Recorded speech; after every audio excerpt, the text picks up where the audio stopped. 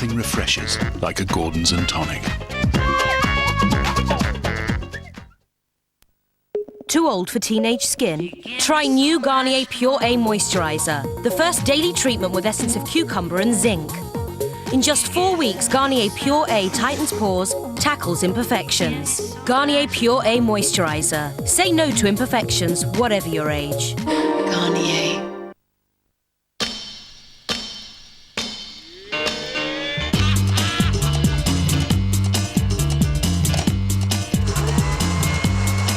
Surely there's a simpler, tastier way. There is. New Special K Yogurty. Low-fat Special K with delicious yogurty flakes. At QuickFit, thousands of Michelin, Pirelli, Continental and other famous brand tyres are down.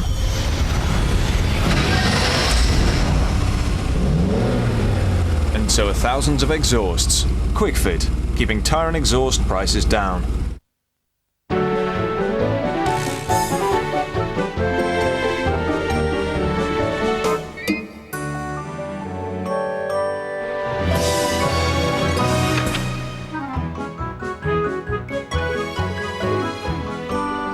Velux Roof Windows, bringing light to life.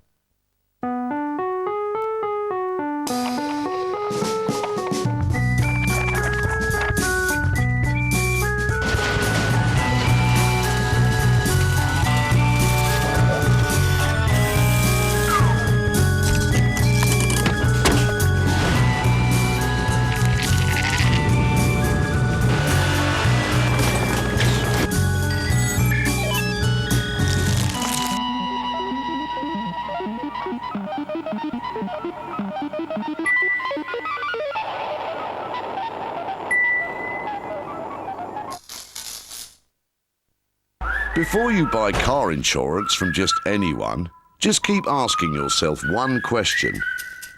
Could I get a better deal with the AA? Because last year the AA could have saved you up to £199 on your car insurance. Why not see what you could save? Before you buy car insurance from just anyone, just ask. Call 0800 294 7777 or buy online.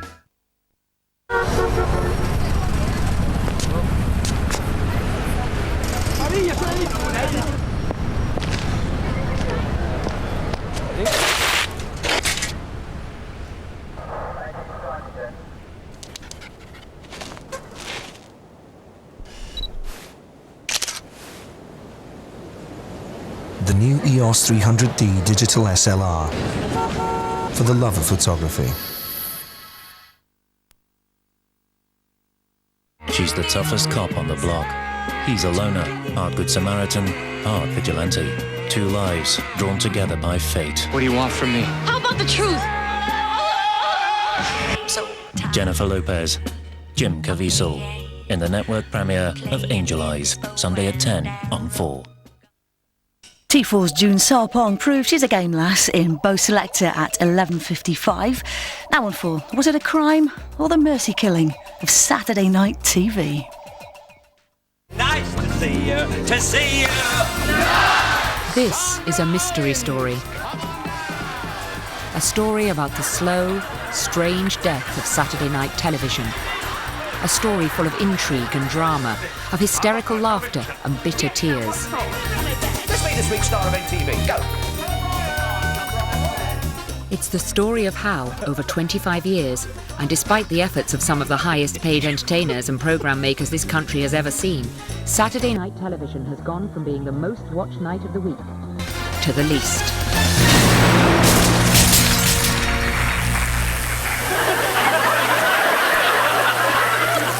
I'm ready whenever you are, Tommy lad. At this very moment, there are fewer people watching the box than on any other night of the week.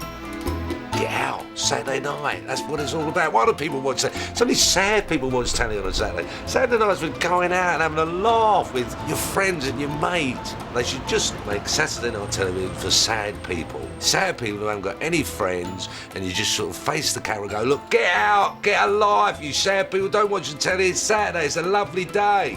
It wasn't always this way. Our story begins a quarter of a century ago. This is Saturday night, and the streets are deserted. Everyone is indoors, watching television. This is what has come to be seen as the golden age of Saturday night TV, when the BBC schedule could contain the might of the two Ronnies. Hello, and it's good to be with you again, isn't it, Ronnie? Yes, it is, and in a packed programme tonight, we shall meet a scientist who crossed the theories of Sigmund Freud with those of Albert Einstein and got sex at the speed of light. And Mike Yarwood. What a beautiful day for running up to Danny LaRue and saying, have you got any balloons you're not using? I don't think that's very funny. Together with the Duchess of Duke Street, Match of the Day and Parkinson, this lineup kept 20 million people glued to their sofas all night long. But in the days before the remote control, you had to hook them in early. The BBC had a perfectly designed show that hit the air at 6:30 and was practically guaranteed to please the entire family. Life is the name of the game. And I wanna play the game. This is what it used to be like. Oh, it's brilliant, Bruce Forsyth. The Generation Game was TV's most innovative show. Members of the public competing against each other. Oi, you, over there. Making themselves look daft and winning rubbish prizes. This unusual concoction could pull in an amazing 20 million viewers. Good evening, ladies, gentlemen, children. Welcome to the Generation Game. Nice to see you. To see you. Nice. What is this thing called love? I think one of the joys of great entertainment shows is watching people just like you making complete fools of themselves. Hey! It's kind of that there but for the grace of God go I. And when it's at its best, it has a host that really engages you and it engages the contestants. Sensational! Bruce Forsyth was the key to the success of the show. Comedian, entertainer and public cajoler. He was indisputably the BBC's biggest solo star. What I love about Bruce Forsyth is that he's got that original knack of taking the piss out of people and making it acceptable. The people seem to enjoy having the piss taken out of them. We enjoy laughing and there's no bad taste in the mouth afterwards, and I think that's a great gift that he's got. I think Bruce Forsyth's Generation Game was fantastic. It was mass entertainment, but it was incredibly original. He had a personality all of his own, and he took ownership of that part of the schedule. Forsyth and the Generation Game had ensured the BBC had a stranglehold on Saturday night, but Brucey was about to drop a bombshell.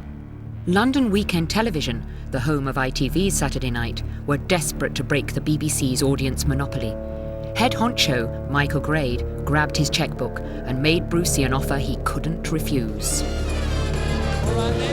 Great news was that Bruce Forsyth had gone to ITV, and it was for £1,000 a minute. I always remember that being in the newspapers. And on the conveyor belt tonight. But it was very competitive at that time, very, very competitive. A rotisserie, yes. When Bruce Forsyth left, there was a deal of angst and displeasure. Didn't she do well? Simultaneously, the BBC had lost a great star of one of its most powerful formats, and seen that star transfer to the opposition. So what had been outgoing fire was now potentially incoming fire. On Saturday, the 7th of October 1978, ITV unveiled their new star, and what Grade claimed would be a vehicle the likes of which has never been seen on British TV. Ladies and gentlemen, Bruce Forsyth. Bruce's big night was an epic 2-hour variety show. Could be a very big night. When? No. It was an odd mix, dominated by Bruce. I don't know where you are. There was Bruce the song and dance man. There was Bruce with special guests. There was Bruce telling jokes with members of the public. Never again. It's nice for me and the wife now. What? It's nice. It's nice. It's nice. As well as game shows. 7 things to do with the weather for you, Claire. It's white, you ski on it. And a sitcom. And then there was some more Bruce. ITV's big money transfer seemed to be paying off. 14 million people switched over from the BBC to watch the first show. But the BBC weren't about to give up on the biggest night of the week. A TV war had begun. A new face was drafted into the Generation Game hot seat and scheduled directly against Bruce's big night. When you change hosts of a major show like that, you can't go in the same box. If you go straight in a Bruce Forsyth lookalike, they're going to be compared. So you had to go where no comparison could take place. Oh, the star, Larry Grayson. I mean, he was much better than Bruce Forsyth. Well, I'm cock-a-hoop. There was a why is a gay person hosting a primetime family show? There was a bit of that. If you think I'm going to say pansies, you've got another thing coming. He didn't bother me at all. I just said he's loved. I say you look nice in blue. It had been thought that Bruce was irreplaceable, but from the first show, the Saturday night audience fell in love with Larry. I always thought Larry Grayson was better. He would do the game and he would be just as hopeless, and it just made it so appealing. The public loved this vulnerability, and they loved the fact that when he had to do the Potter's Wheel, There's something coming up in the middle. he was even worse, or in the marching game. You now put him into games, you'd never put Bruce in a marching game, because Bruce could not be allowed to fail. Larry was intended to fail, so the vulnerability of Larry Grayson was where the success came. All right, no, I can't go on. Let's all true. Against all the odds, 6 weeks into both shows, Larry's Generation Game was getting nearly twice as many viewers as Bruce. Bruce was having a bad night. Forsyth, I think, wanted to say, look, I'm not just a game show host, I can dance, I can sing. Get me Sammy Davis Jr. on the phone. Just in time. It was going to be the definitive show. And it started off quite well and then just died on the vine, but it was their first big attempt to dominate the night. Bruce Forsyth was hugely talented in so many areas. His personality is such, of course, that he wants to prove that he can play the piano, dance, play the trumpet, imitate people, all of which he can do. I'd just like to say sincerely. Which is quite forgivable. If I had all those talents, I would suffer from it too. Sincerely. So when he got the chance to go to ITV, he did it. And of course it was a mistake because the big night wasn't a format. The big night was just a big night. It was just a long show. It was a multi-segmented show, and I think that the segments in Bruce's Big Night were maybe 10 minutes long, which I think was its downfall. Shoot. Oh, you missed the goal altogether. And, you know, you just got bored, and you said, oh, I'm fed up with this, and you went off somewhere else, even though the next item might have been to your liking, but I think the audience didn't give it a chance. Well, now it's the United Kingdom Disco Competition. I remember really looking forward to Bruce's Big Night because he was the king, and he's brilliant and he's fantastic, but it was a disappointment. I remember it being a disappointment. The Big Night had only been running for 10 shows, but the press were really turning the screw. In response, Bruce made the extraordinary decision to spend nearly 10 minutes defending the show on air. With all that pre-press, it made people think that when the show started, that glitter was going to come out the set. And, you know, it was going to be so sensational. And it's like everything else. If people tell you, oh, you must go and see that, when you go and see it yourself, you're a bit disappointed. The end was nigh. 5 million viewers were lost to the BBC. You get criticised if you try something new. You get criticised if you do the same old thing. Michael Grade's vehicle had been transformed from roller to hearse in less than 3 months, and Bruce's Big Night was axed. Now there was a new king of Saturday night. The public's acceptance of Larry meant that Bruce was barely missed. Indeed, the Larry and Isla package worked so well that at their peak they were getting 24 million viewers, half the nation. It is impossible to conceive, it is impossible to imagine that amount of people watching, so you don't. And I'd think, well, really I should be down the mines digging coal, then you would deserve more praise. And then I would meet some older folk or something in the street and they'd say, oh, we enjoy it so much and you give us so much enjoyment. And I'd think, gosh, and then I'd feel, oh, I'd find it quite hard to understand why just by being nice to people, it gave such a lot of pleasure. And in fact, that's just why does it? But it does.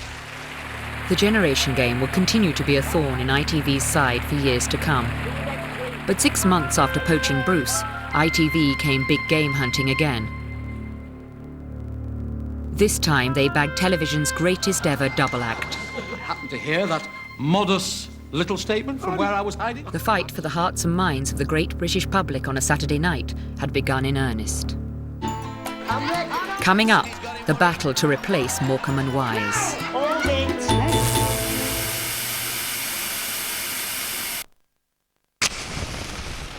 Jono!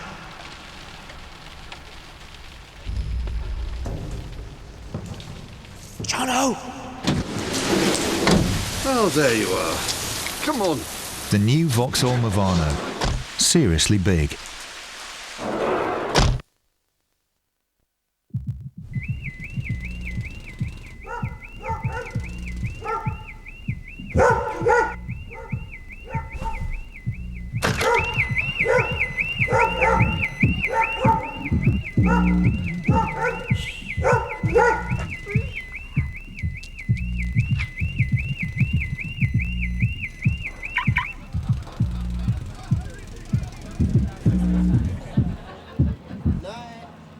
Wouldn't life be easier if everyone made your problem their top priority?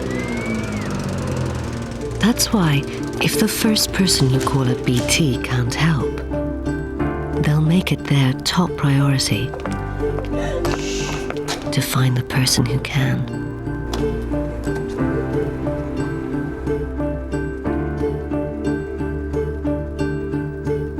BT, more power to you. When choosing sun care, should you be more concerned about UVA or UVB? Choose Garnier Ombre Solaire. We've been protecting against both for 18 years. No wonder our sun care research is supported by the British Skin Foundation. Garnier Ombre Solaire. No one makes the sun safer. Garnier. Fact. Your chopping board harbours 50 times more bacteria than your toilet seat.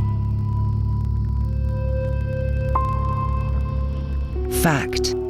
Your child's high chair collects 68 times more bacteria than your floor. Dettol antibacterial surface cleanser kills 99.9% of bacteria. Dettol protects. Fact.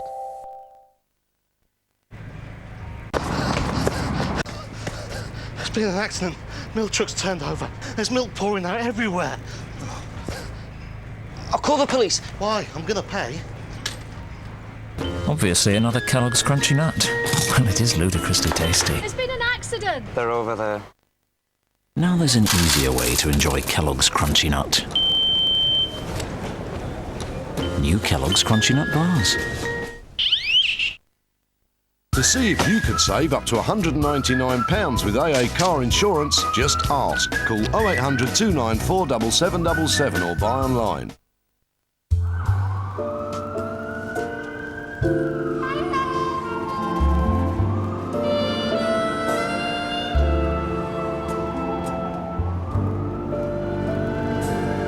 Good night.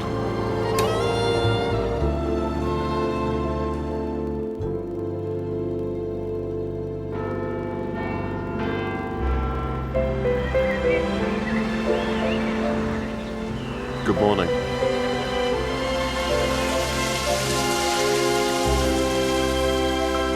The new Club World sleeper service. Now you can sleep longer. What happens when you swap an eco-warrior mum with a golfing widow? Did I know that apples have 76 different pesticides? I couldn't care less. Most people have electricity and running hot water. She may not want to go home. Wife Swap, Tuesday at 9 on 4.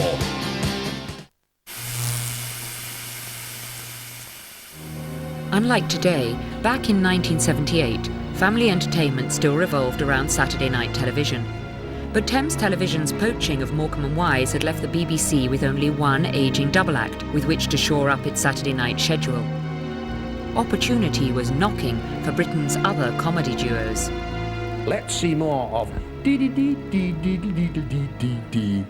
Yes, you guessed it. Little and large. How did we first start? You tell him how we started. Met in a snooker hall, he chopped me head before he realised I wasn't the cue. Oh, no, come on. Well, it all started when I first met Sid. I didn't meet him, actually. I got him in my first car. He was the dipstick. Opportunity Knocks of its day was a brilliant show. It was a talent show fronted by Huey Green. France. If you can't spell little and large, just put rubbish, we'll know who you mean. And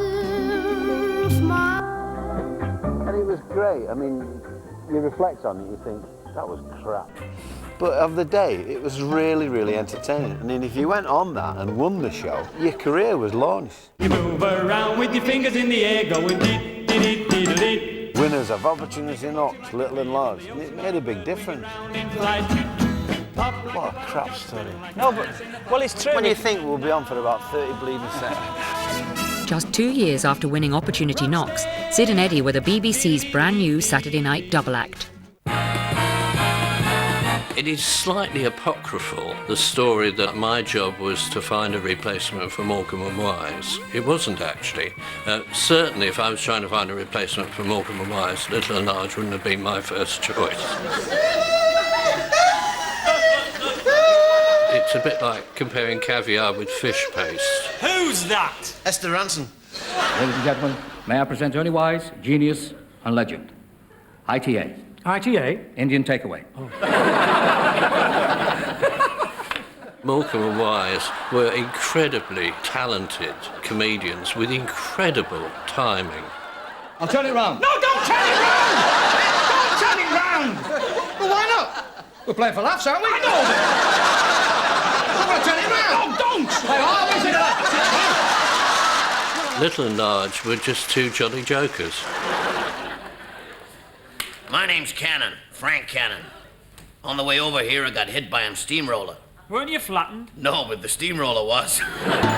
But the Jolly Japes of Little and Large on a Saturday evening were keeping upwards of 14 million viewers glued to their sofas. I think even probably at 7 we probably could turn our nose up at Little and Large. Although we would watch it. Yes, we would, yeah. You would watch it? Yeah, you would watch it. I don't know why you'd watch it, but... With his gag about Lulu starting a car. Yeah. Lulu's car. There was a Prince Charles, and you do that for all the different, just noises. Frank Spencer's. Which is just genius. It's just brilliant. Jimmy Savile's. I was actually quite cruel to Little and Large as a TV critic. I think I said at one stage that watching them was like watching two men who had been thrown out of an aeroplane were trying to share the one parachute. Eddie Waring's. And it's quite sinister, in fact, that I can still quote it. Their problem on air was that they were so obviously filling in for Morecambe and Wise. They couldn't win, in other words. Given that, they did okay. You're talking the difference between so many millions and a few fewer millions. You're still talking about millions of people. It is very hard to do, to make people turn on the TV set and not turn it off. And they can do that. Once more, the BBC seemed to have survived the loss of one of their most precious talents. But with Morecambe and Wise settled and secure on Wednesday nights, ITV now decided they needed to go head-to-head with their own Saturday night comedy duo. They too trawled Opportunity Knocks for inspiration. Only this time, they netted the losers. We came last. A rat won it, going back to the canteen playing spoons. Ladies and gentlemen, Morecambe and Wise's Hulser, Cannon and Ball. Real name? Well, I'm called Robert Harper. And I'm called Thomas Derbyshire. We couldn't be called that for the act because Harper and Derbyshire sounds like opticians, so we changed it to Cannon and Ball. But we had many names, me and Tom, because the act was that bad. In the early doors, we had to keep changing our name every 2 weeks, so nobody found out it was us. You don't realise I used to be an opera singer and I'm waiting to sing. Oh, rock on, Tom, you weren't opera singer. You weren't opera singer. Tommy and Bobby were a stage theatre double act. Give over, Tommy. Listen, I was. Basic rhythm of the act is Tommy's trying to do something sensible and Bobby completely mucks it up. But you forgive him because you love him. Tommy, I do not believe you. I know it's cheesy and I know it's old hat, but you watch them and Tommy says to Bobby, that's it, I've had enough. Go. Get off. See you then, Tommy. All right. And the whole place, he's got the place in the palm of his hand. I'll see you around. See you then, Tommy. Okay, I'll see you around. Because they were actually a much better double act than they were ever given credit for. What are you doing? It's locked. Tommy was a great straight man. And in my honest opinion, Bobby Ball was one of the funniest comics we've ever had working in this country. I know what most of you are thinking. You're thinking, I'll see you, Tommy, then. People like Little and Large, Cannon and Ball, they're very much part of a musical tradition of being pleasant, cheeky, mildly amusing, people that the whole family could sort of enjoy. Maybe no one really enjoyed them hugely, but the point was that no one was really offended or bored. Everyone was being lightly amused. Indeed, British television used to have entire departments called light entertainment. A rather curious phrase, doesn't really give one huge confidence in the enjoyment that one's about to have.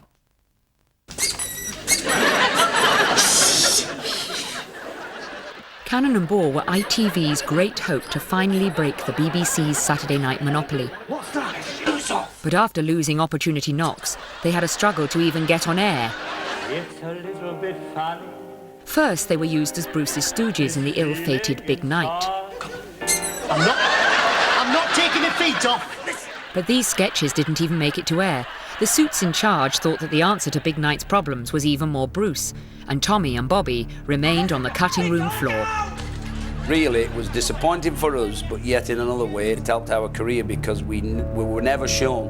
I'm ready. Now! Hold it. Each week, something come up, and we were dropped, and we were dropped, and we were dropped on everything that we did. Down, Wilcox! And we got more publicity out of that. People began to catch on that Cannon and Ball kept being dropped. And suddenly, it was Michael Grade who actually saw a clip. And he turned around and said, give him an old show. It's the Cannon and there we are, we're away then. Then all the technicians went on strike. They did, And then they showed us, cause, like Tom said, the publicity worked. And then we went on, and it was like, right, gobsmacked. Bobby and Tommy finally made it on air on Saturday the 28th of July 1979. Their end-of-pier pranks immediately pulled in 12 million committed followers. I remember laughing that hard right the way through the show that I actually blacked out for a while. But amazingly enough, in the same show, I was actually moved to tears at the end when they did a number. You know, to be able to take an audience right through that range of emotions is just something very special. When we did the North Pier in Blackpool, that's when suddenly we realised how our lives had changed. North Pier, eh? And the queue for tickets was right the way around the North Pier and right the way down the seafront. We couldn't get down the pier, it was just incredible. We had to have police protection to come up the pier. All these people were like a pop star. Unbelievable. Back on BBC One, the pressure of being at the heart of the Saturday night schedule was telling, and the series was beginning to look stretched. Now, before we begin...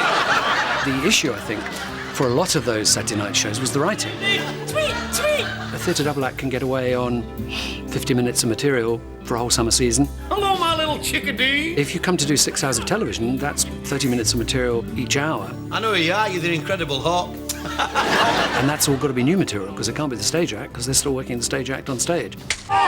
Writing for Little and Large had the added problem of what to do with Sid. I suppose one has to be honest and say that I don't think Sid could do anything more than what he did. So you did start to think out some really bloody stupid things, and he'd always do it. Well, we said, what is it? And he said it's a boxing kangaroo. Well, I have to say, shooting that sequence, I pissed myself laughing. Because we all knew this kangaroo was a vicious bugger. The guy says, they've only got little weak arms. He said, but keep your hands up, Sid, because when it comes towards you, it'll try and grab you around the neck. And he said, well, what will happen? He said, well, if it gets its arms around your neck, it'll bring its strong feet up and rip you open.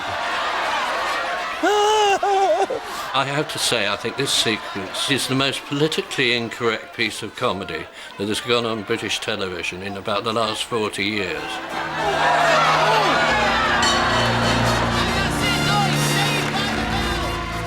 Sid and Eddie had a bigger problem. The audience for politically incorrect comedy was being challenged. British society was undergoing a period of dramatic change. I know full well the responsibilities that await me as I enter the door of number 10. Whether you supported her policies or not, Mrs. Thatcher was probably the most polarising politician of this century. You couldn't not have a view about Thatcher and her government and her administration and their policies. And if you were young and even modestly working class or low middle class, your view was probably going to be negative. I mean, you can't have somebody going to war, imposing very controversial taxes, making significant changes to the workplace and so on, without people wanting to comment on that. And so you were always going to have jokes about Thatcher and her government and her policies. A new post-punk generation had grown up and were no longer happy with the traditional Saturday night fare that Gran and Little Sister had lapped up. The nuclear family was being split apart as the young demanded alternative forms of entertainment. In 1982, with the birth of Channel 4, there was a new station competing for the Saturday night audience. They set about targeting the young.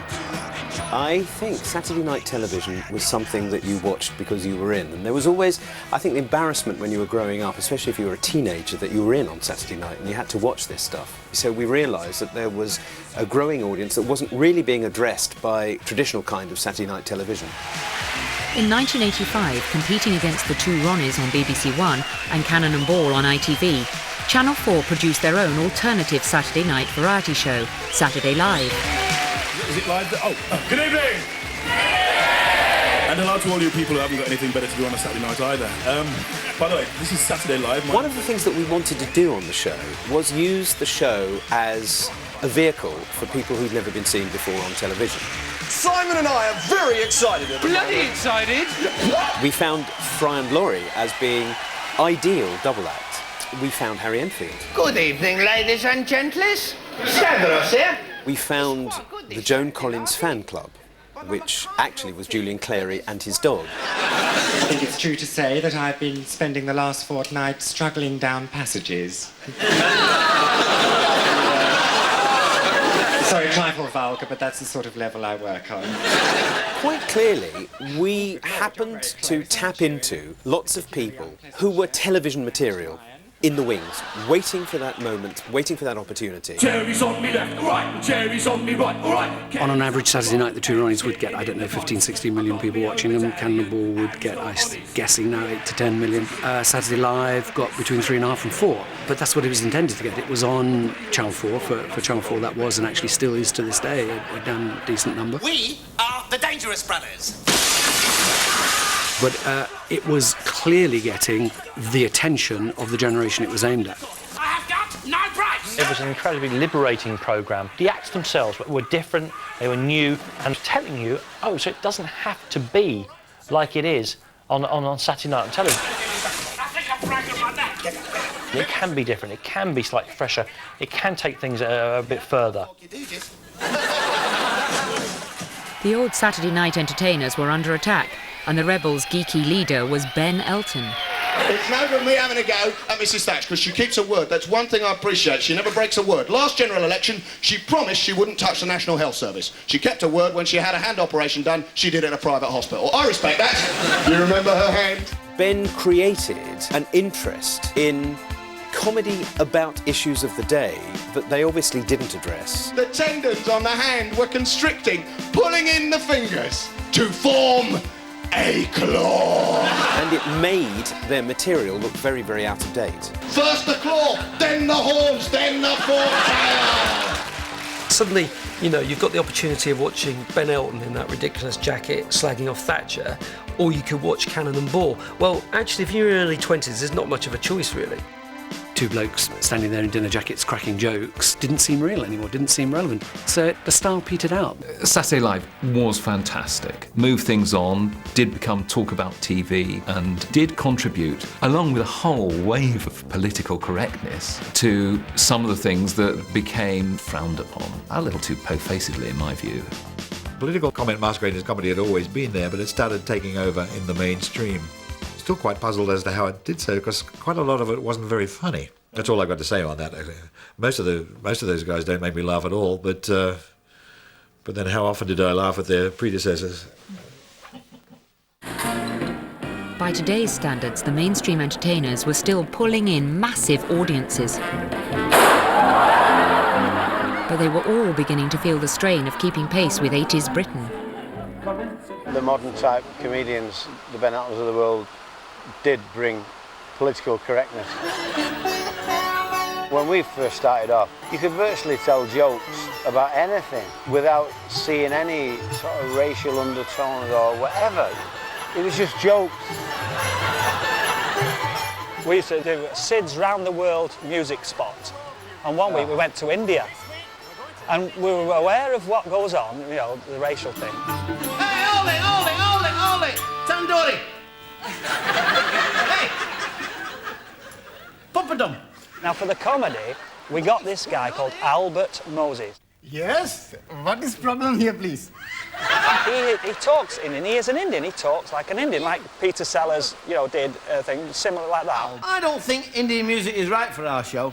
Oh, no. Begging your pardon, Mr. Eddie. Please stand corrected. Many Indian people watch Little and Large. The letters that we got, how dare you take the mickey out of Indians, out of the accent. Yeah. And we went out of our way. Jokes. We never... Albert talks like that. Albert wasn't put it on. If we'd have been talking Indian, fair enough, but we weren't. We didn't do a Peter Sellers, but, you know, we got taken over the coals and we thought, what's it all about? It's like, it's even come down to that now. If you go in PC World, you've got to watch what you say. Do you like that? Politically correct. 10,000 Germans crossed the Rhine. Anyway, so, PC, when they did that politically correct and all that, and that's sexist and all that, it's comedy. It's comedy. I'll sing one of your light. Hitler. Slip on a banana skin. And you see... Hang on, he's going to break his spine, don't do that. That's right. Now he's a paraplegic. It's ridiculous. But these traditional comics were fighting a losing battle.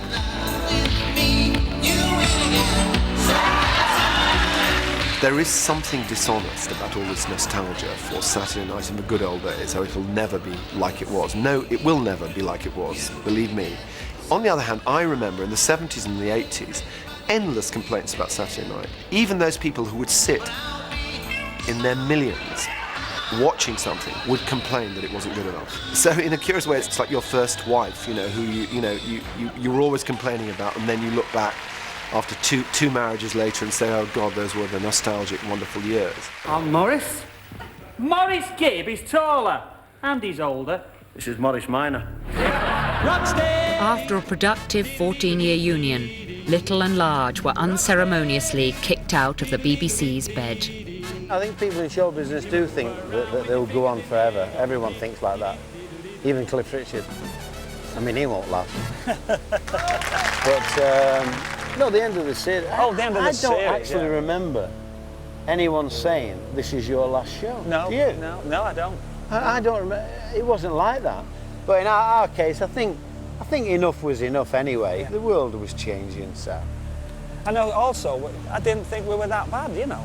I mean, 14 years on television.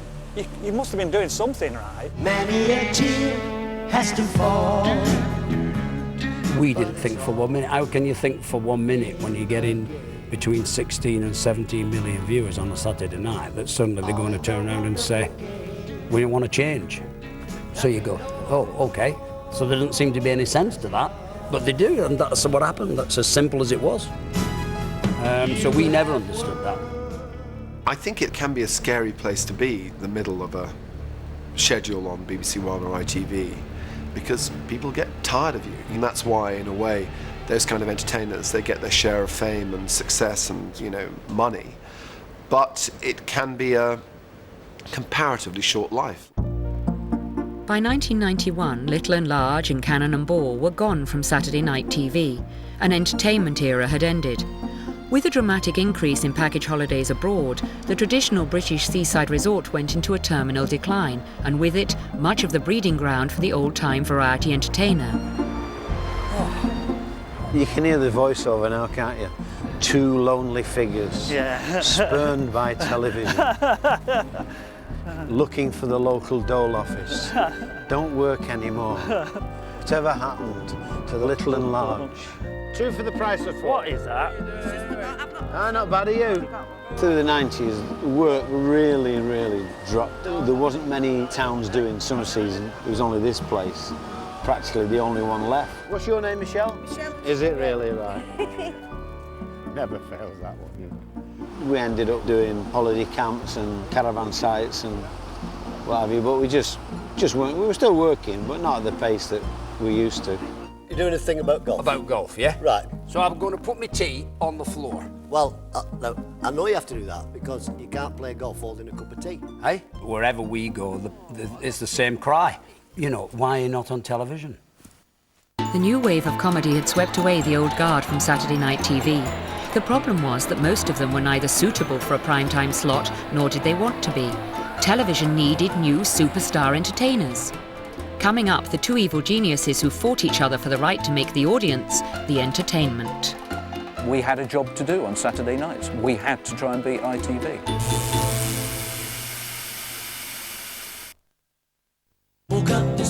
Free inside the Mail on Sunday, this week and next, 30 of the biggest summer hits of all time on one massive double album.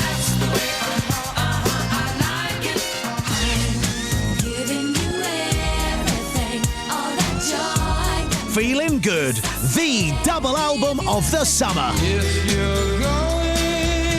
Get CD1 free inside every copy of tomorrow's Mail on Sunday. We make a contribution to the Treasury of around £500 million. We make things better for more than 6,000 employees. And we make tens of thousands a little better off too. Our sponsorship makes winning easier for Britain's finest athletes. And our exports make the balance of payments healthier by over £2 billion.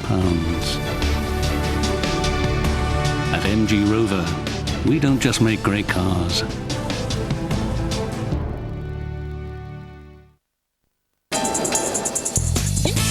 At Halfords, we always aim to go the extra mile. Like now, we've lots of great new offers, including camping, leisure and outdoor living with roof boxes starting from under £90. And there's over £60 off this Halfords 460-litre roof box. It's now only £187.49. But that's not all. Buy any roof box over £170 and we'll fit it for you free. Halfords, we go the extra mile. Announcing a breakthrough for baby soft skin. What's so funny? New light oil mist from Johnson. It locks in more moisture than many lotions. Please. For baby soft skin. But no greasiness. Yes! New Johnson's Baby Light Oil. Oh, do grow up. Once upon a time, or so legend tells, a young lad named Harry was learning to do spells. A princess met her prince and fell deeply in love. Mighty armies clashed, raining thunder from above. Ghostly apparitions came creeping up on you. Two friends set on a quest. The littlest one was Blue, a bear who dined on honey. All this and more for you to see. So call Sky now and behold the fantasy! That's okay, keep the change. What are you doing? Just giving it away. Don't grow on trees, you know.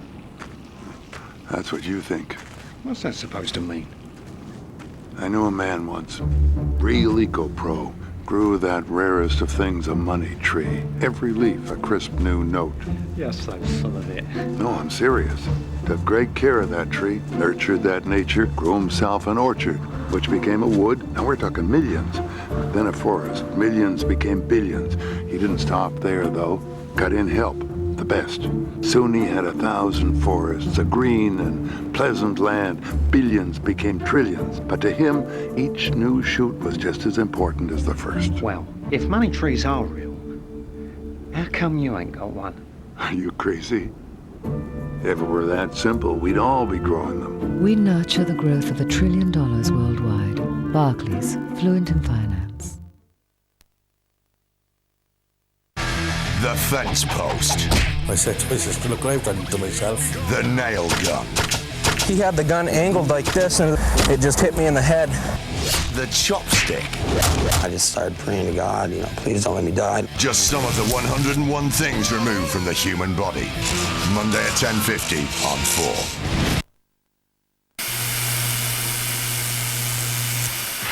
25 years ago, ITV had launched 2 daring raids on the BBC. They poached Bruce Forsyth and then Morecambe and Wise, but neither worked on Saturday night.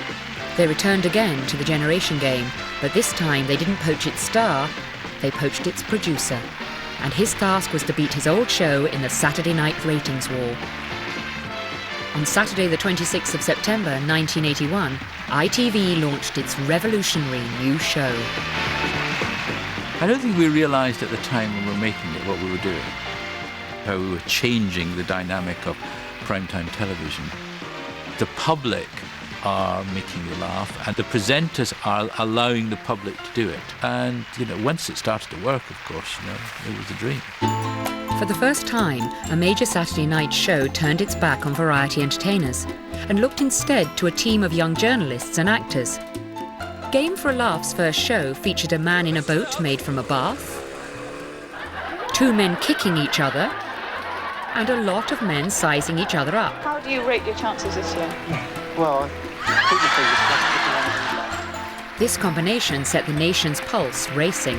It was completely new, innovative, fresh faces, good ideas, but I didn't realise how it would alter my life because none of us knew how big it was going to be. And you used to get a bit tired of you game for a laugh? Yes, I'm game for a laugh. But Jeremy was the one that copped it, with the ashtrays over the head or the beer thrown at him. He was the villain of the piece. With Game for a Laugh, the public came face to face with Jeremy Beadle, the first of a new breed of practical joker. Jeremy, who everybody always associates with the show, was one of the researchers. He was never originally designed as a presenter. It was an accident, because he had the limp hand, and, you had a wasted hand, and you never saw it. I'm looking for 4 brave ladies for a Game for a Laugh because So Beadle, we gave a chance to, and Beadle was a success. I'm not a comedian, I'm not a singer, I'm not a dancer. I'm a communicator, and I can actually be funny. I can make a whole room of people laugh without telling jokes. And your name is? Julie Harris. Julie Harris. I'm not a joke man, as such. Got O levels in phonetics? Above all things, I'm an enthusiast. I love doing what I did.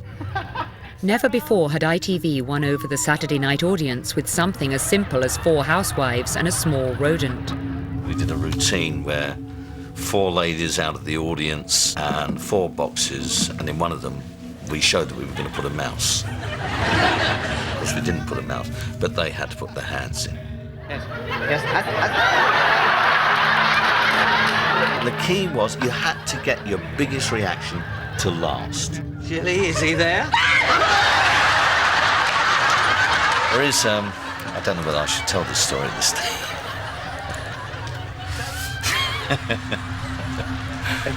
Try the corner. Try it. If you actually watch the clip, you'll see the person go.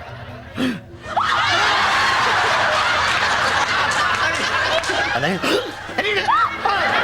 well, the second one is me. I just needed that extra lift.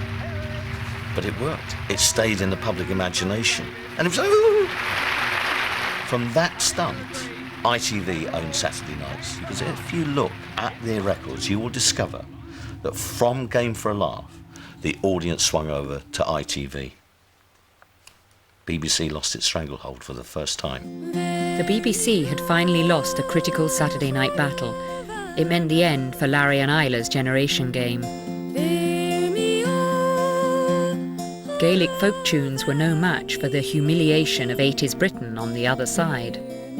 I particularly thought that I had introduced enough marching majorettes and all the rest of it, which was great, but now it was time to move on. So I wasn't distraught. And I then started to go back into the world I'd begun in, traditional music. So there was work to do and things to be done, and life goes on. It's really sad when you see a show like the Generation Game collapse around your ears. It's so much part of Saturday night for people of my generation. But for LWT at the time, the idea that they had managed to put a stake through the heart of the Gen Game was a source of great pride.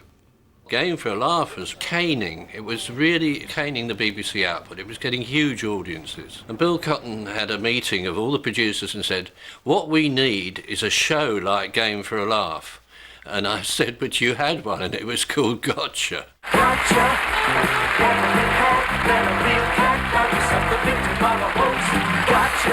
1 year before Game for a Laugh started, the BBC had made a pilot for their very own People show starring Paul Daniels, and his sidekick was the very same Jeremy Beadle. We blindfold you, you shove your hand in a box. The show featured tricks played on members of the public, but the BBC couldn't see the potential. Bill Cotton said when he saw it that the BBC would never transmit anything so vulgar. That's the box, and it's straight in and go. What's in there? What is it? So we sold it to ITV and it became Game for a Laugh. When Game for a Laugh appeared on ITV, of course, I was slightly pissed off by it, because I thought we could have been doing it at the BBC. And the popularity had now changed Saturday night television. So while Game for a Laugh was running, we were looking for something else to replace that. And I said, well, why don't we do something with Noel Edmonds? Today, Noel Edmonds is one of the wealthiest men in broadcasting, with a personal fortune of over £75 million. He is the proud owner of an extremely large country estate and an extremely small car. 25 years ago, things were different. 9:30, Saturday morning. Welcome indeed. I hope we find you fit and well, and you're going to stay with us as long as possible on the Swap Shop this morning. Edmonds was a Radio 1 DJ and Saturday morning kids TV presenter. I think there's some really good bargains on offer this week. Like Beadle, Edmonds was known for his gift of the gab. I've always been honest, you know. I can't sing, I can't dance. Occasionally I can tell a joke, but somewhere along the line, I do have a reasonable talent for communication. Do you have a favourite position? Yeah. You do? Would you like to show us what it is? In that, throughout my 30 years with the BBC, people seem to enjoy seeing me enjoy myself. Are there a lot of people doing that sort of thing? Quite a lot. Quite a lot? Yeah. Is that painful? Not really. Not really. That's why the thread running through all my TV shows has been public participation. Not reality television, not humiliating the public, but involving them and hopefully enhancing their contribution. Edmonds was the BBC's top people's person. He was given the mission of taking on ITV's big new hit in the heart of the Saturday night schedule. They wanted something new, something fresh. I mean, you hear this all the time. Let's do something dynamic, something new, something fresh, something that's never been done before, such as... Well, that's why you're paid. You think of it, you know. We came up with a format which bombed. The Late Late Breakfast Show was launched in September '82, but failed to make the BBC's top 10. It appeared that the new Great White Hope was unable to make the transition from Saturday morning to Saturday night. We had Lenny Harper and John Peel involved. Why is it called a Michael Foot? Because it has absolutely no effect whatsoever. And we didn't gel. It was ill-conceived. What was clever about it was we recovered the situation. The Late Late Breakfast Show reformatted and relaunched.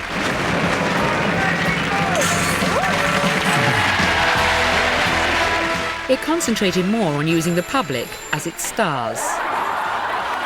Just like on ITV, the public brought the public to the show. Do you ever talk to your toilet brush? No, not at all. Audiences climbed slowly but surely to 16 million. The BBC was fighting back. People were acutely aware of how successful Game for a Laugh was. And that was the target. We had a job to do on Saturday nights. We had to try and beat ITV. The battle was becoming a lot easier. After 3 years as ITV's light heavyweight champion, Game for a Laugh was on the ropes. Then it was dealt a crushing blow as 3 of the presenters quit. I think Matthew and I knew that the time had come to walk, because he and I, we're never really in it for the money. We're in it for, you know, having a nice time in the short lifespan we've got on this earth. That sounds awfully sort of pompous, but I think we knew it was time to move on. The show gamely fought one more round, still with Beadle, but with 3 new sparring partners. It could still attract 12 million viewers, but was about to be counted out. The problem with shows like that was they ate themselves. Go! What I mean by eat themselves is you can never do that idea again. And you get to the point that its creativity is not as inspiring. They moved it, if I remember, to Sunday night, and I complained bitterly. I said, Sunday night is not the night for this type of show. We still have a culture inside of us that Sunday is Antiques Roadshow and sort of gentler things. You don't put a show like Game for Laugh on Sunday night. You just don't do it. They did it, they killed it. Game for Laugh had a very natural shelf life, and it wasn't that long. And it had run its course, it had been extraordinarily successful, very influential. It changed the viewing habits of Saturday night audiences. It was marvellous to work on, and we had enough. Beadle and his cohorts had been defeated. Noel and the BBC had won. Then, on the afternoon of Thursday, the 13th of November 1986, their celebrations were tragically cut short.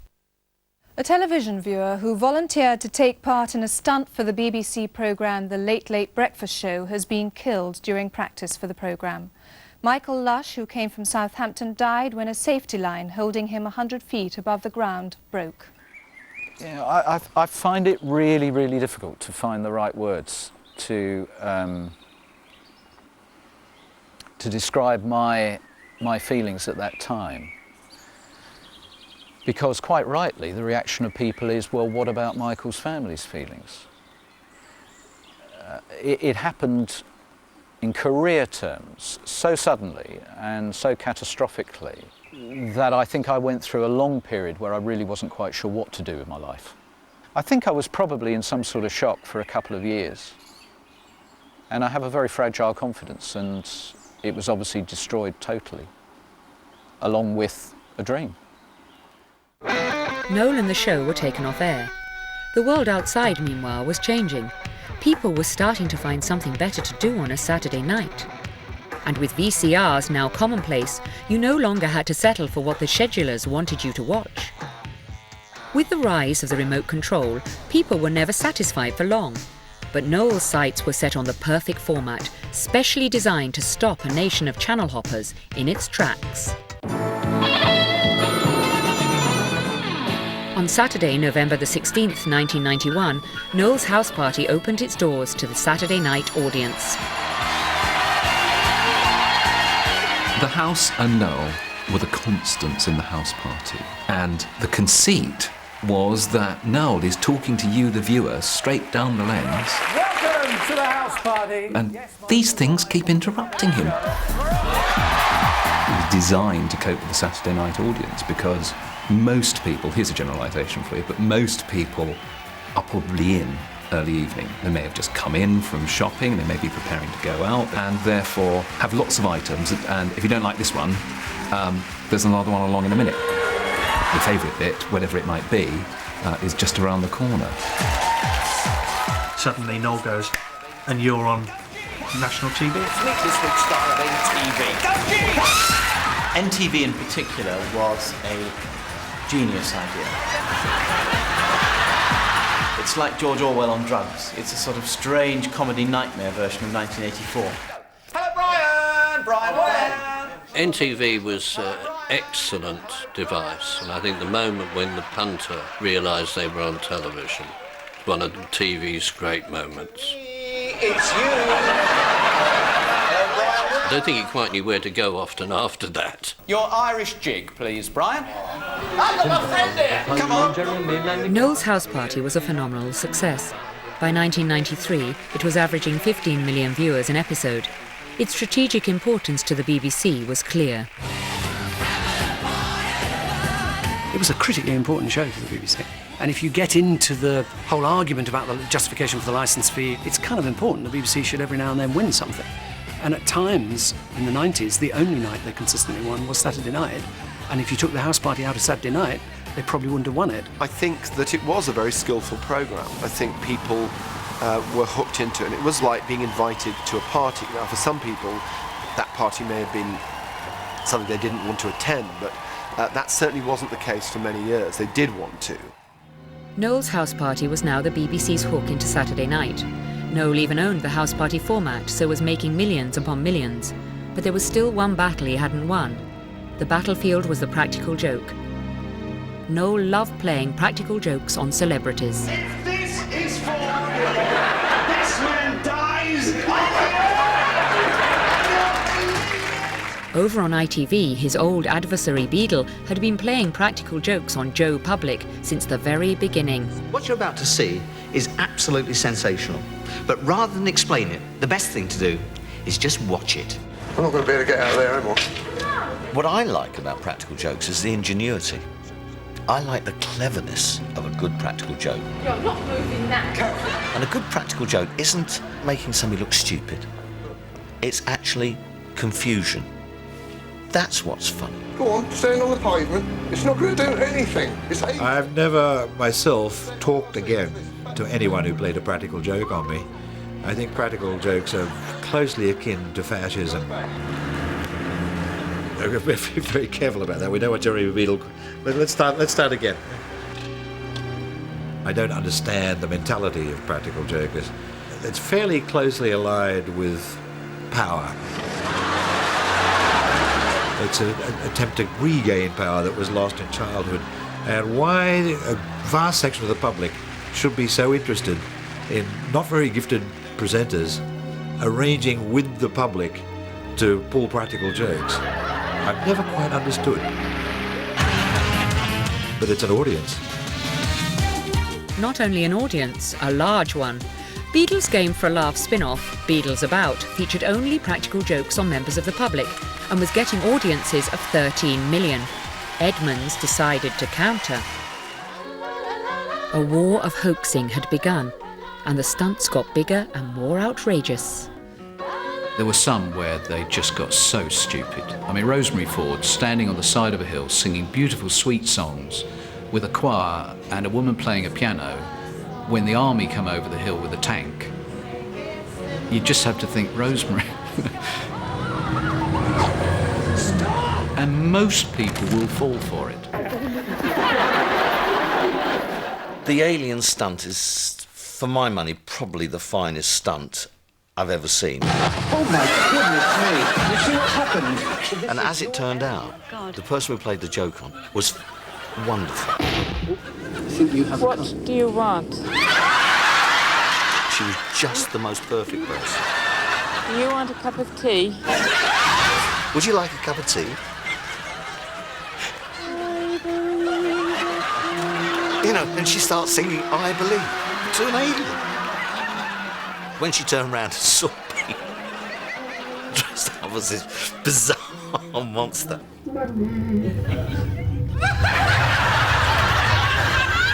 It did frighten her. Please, what is this?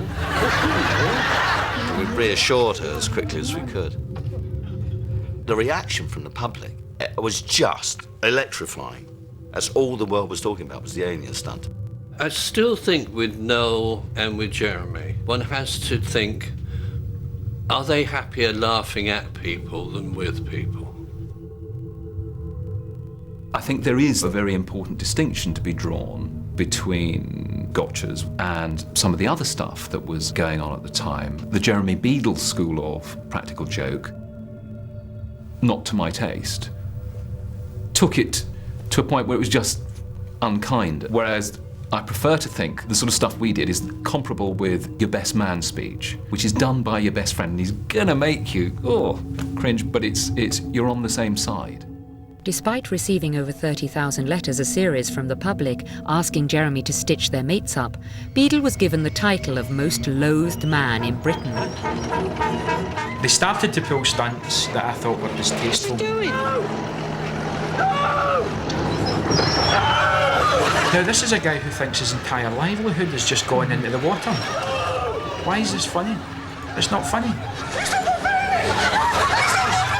There's been wonderful pseudo-psychiatry on this. I think probably the most plausible for me is that people would laugh at it, but they felt guilty at laughing at other people's misfortunes. But rather than blame themselves, they blame the perpetrators.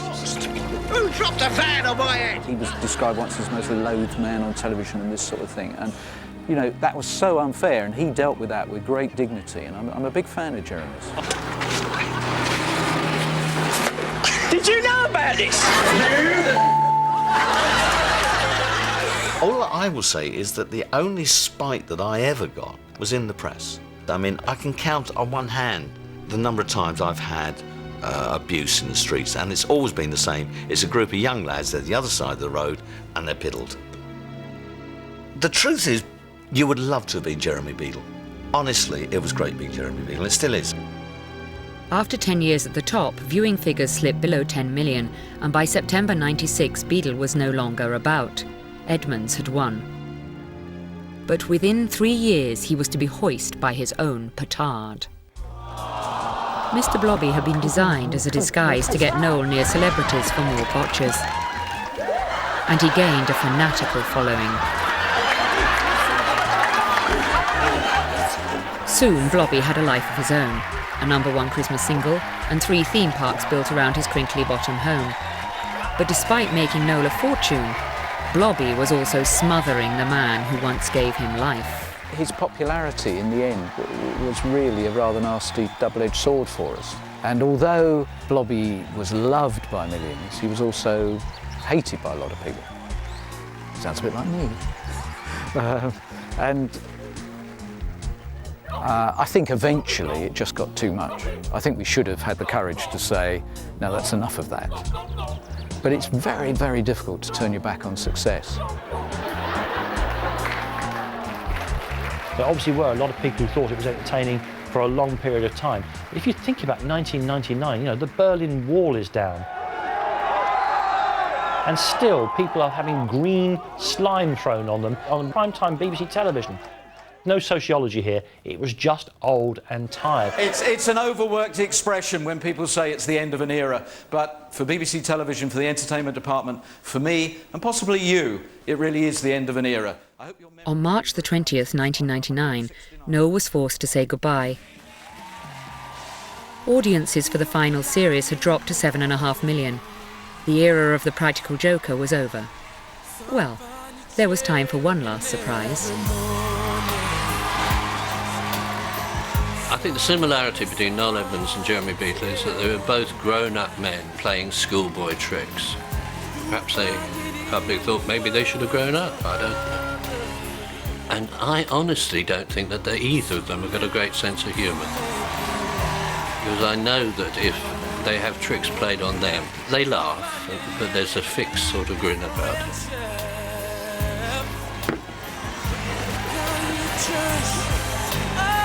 It was a bizarre end, very bizarre end.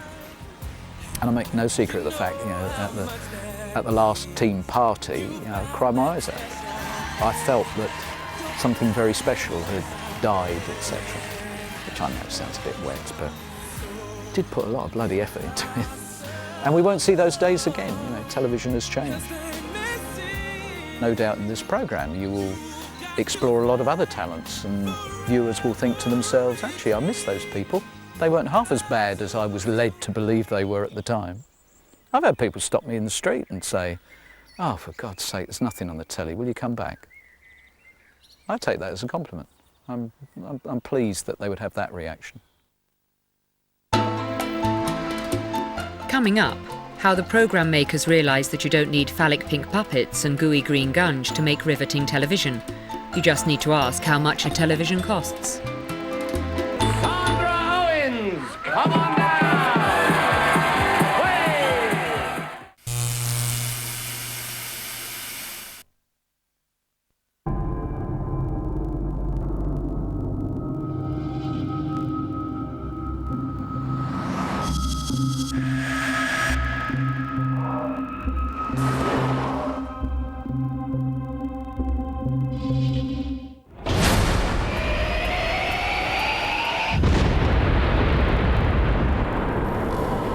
The new S-Type twin-turbo diesel, another high-performance car from Jaguar. Harry, can you grab the flag? More summer at Boots, with half-price frames or lenses when you buy your glasses at Boots Opticians. What can you do today to help give your cat a healthier tomorrow? Introducing Purina One for every life stage. Developed by Purina's vets, Purina One combines excellent nutrition for energy and health and a high ratio of vitamin E and antioxidants to help keep your cat in peak condition year after year. New Purina One. Look for the healthy difference today and tomorrow.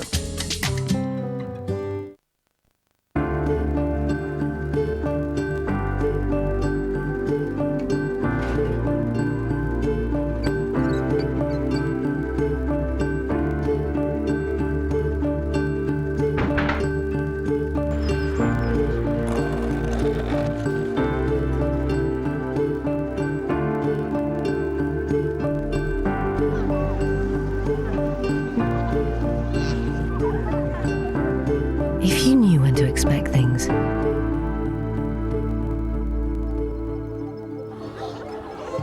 Imagine how much more you could do with your day.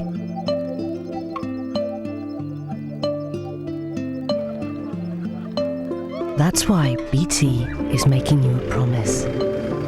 When you make an appointment with us, our engineers will do whatever they can to keep it. BT, more power to you. Free inside the Mail on Sunday, this week and next, 30 of the biggest summer hits of all time on one massive double album.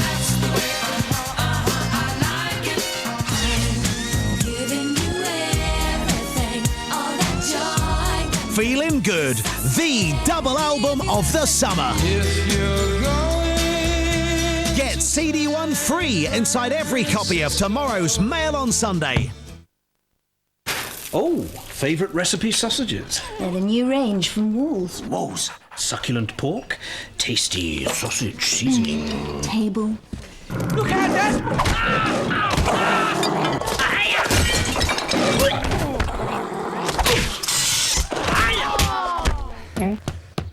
Look, cat! New favourite recipe sausages from Walls.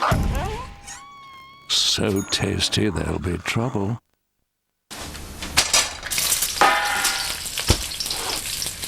Sometimes you want to eat what you fancy rather than what's reached its use-by date. Summerfield's handy, so you can grab something fresh that day.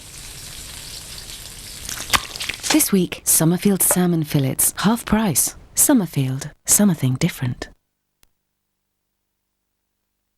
In the last 25 years, soap has undergone dramatic changes. Such is the way of the business. Gone. Hear the story from the people on the inside. I do not make mistakes in my working life because my personal life is shot to hell. How soaps changed the world next Saturday 9:55 on 4. In the material world of the 1980s, ITV was struggling. It was a time of economic extremes, of yuppies, strikes, and mass unemployment. ITV wanted their own money-spinning Saturday night hit to keep the advertisers happy, but they didn't want to spend any money. They turned to the United States, where the cheap game show was king. Michael Rodriguez! Come on there! The Price is Right was the show of greed is good 80s America, where hyped-up audiences were encouraged to guess the price of crap in order to win it. This programme had been hawked around the television companies in this country for 2 or 3 years, but nobody would touch it. And when I asked why, it was explained to me that the absolute core ingredient of this programme appeared to be the studio atmosphere. And they didn't think that that atmosphere could be transferred to British television. They didn't think British contestants in a game show would behave like that. They didn't think a studio audience could be persuaded to behave like that. And I thought, well, I can't think why not. Sandra Owens! Come on down! The first British contestants came on down to Saturday Night ITV in 1984. They took on the BBC's gentle Jersey detective Bergerac, and they won, hands down. From the ratings point of view, I think the third programme was number 1. The press reaction was slightly less enthusiastic. First of all, I will draw your attention to this. And our first prize tonight is a stereo radio cassette player. The critic of the Daily Express referred to stinkweed now on television. £200. I think they didn't like the idea that people could enjoy themselves. £140. winning things. 71. I think they thought it was common.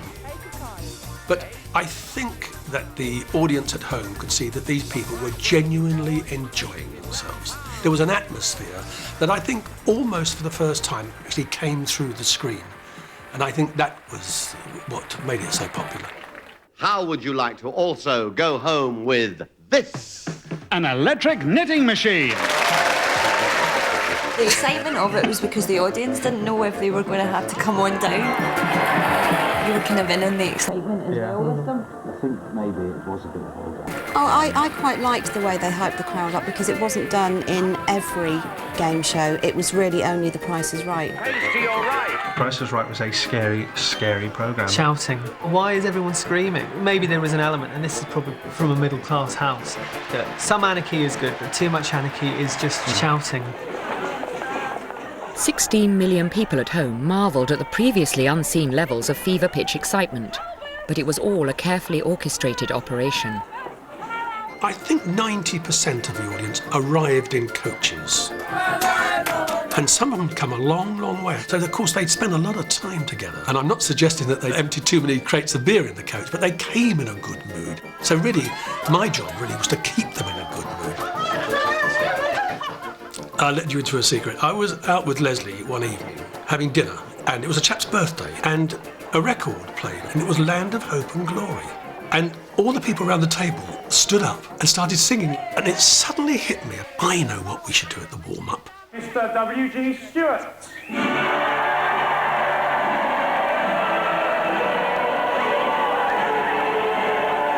as I came on, wearing my satin pink bomber jacket with "Come On Down" written right across the back, this recording from the Albert Hall was played, and the whole audience got up and started singing. And by the time they sat down, the tape was running and the doors opened and Leslie came out. I think it opened the doors to programmes that didn't have to be genteel and polite. That was its real lasting legacy. It opened the doors. Saturday night was becoming ITV territory. Auntie Bee pursed her lips at such brainless vulgarity and stuck with its own genteel celebrity trash quiz, like Blankety Blank. And whilst the BBC stuck its head in the sand, ITV continued to search overseas for loud, brash people shows. John Burt would sit there and say, "What's next?" I said, "I don't know." I said, "I've seen a show in America called The Dating Game." "What's that?" "Oh, it's dating." "Oh, don't know if we want that." I said, "Oh, maybe so." I also saw an Australian show called The Perfect Match. Test number one. Group of average guys could be called Tom, Dick and Harry. What could the group of average girls be called? Ready, willing and able. And I told a bit of a white fib and said, "Well, if you don't do it, we hear Noel Edmonds is going to do a dating show very similar." Thomasia, Dickorea or Harithina. I said, "You don't do it, it'll be on the BBC. So you have no qualms, we have to do it." All right then. But Alan, you know, they're not allowed to kiss and got to stay in separate hotels and things. It was a good decision. As everyone knows, Perfect Match was imported to Britain and became a snappily titled shiny floor show, presented by the Queen of Saturday night. Cilla nearly wasn't Blind Date's Queen. They originally tried the format out with 80s comedy sensation Duncan Chase Me Norvell. Although it wasn't called Blind Date then, it was called It's a Hoot. Hello and welcome to It's a Hoot for the second week, and who said it wouldn't last? It's a show. I better say that in case it doesn't. I can't believe it myself. 19 years ago. Yeah, no wonder I didn't get it. Tell me, Debbie, what do you do? I sell vending machines.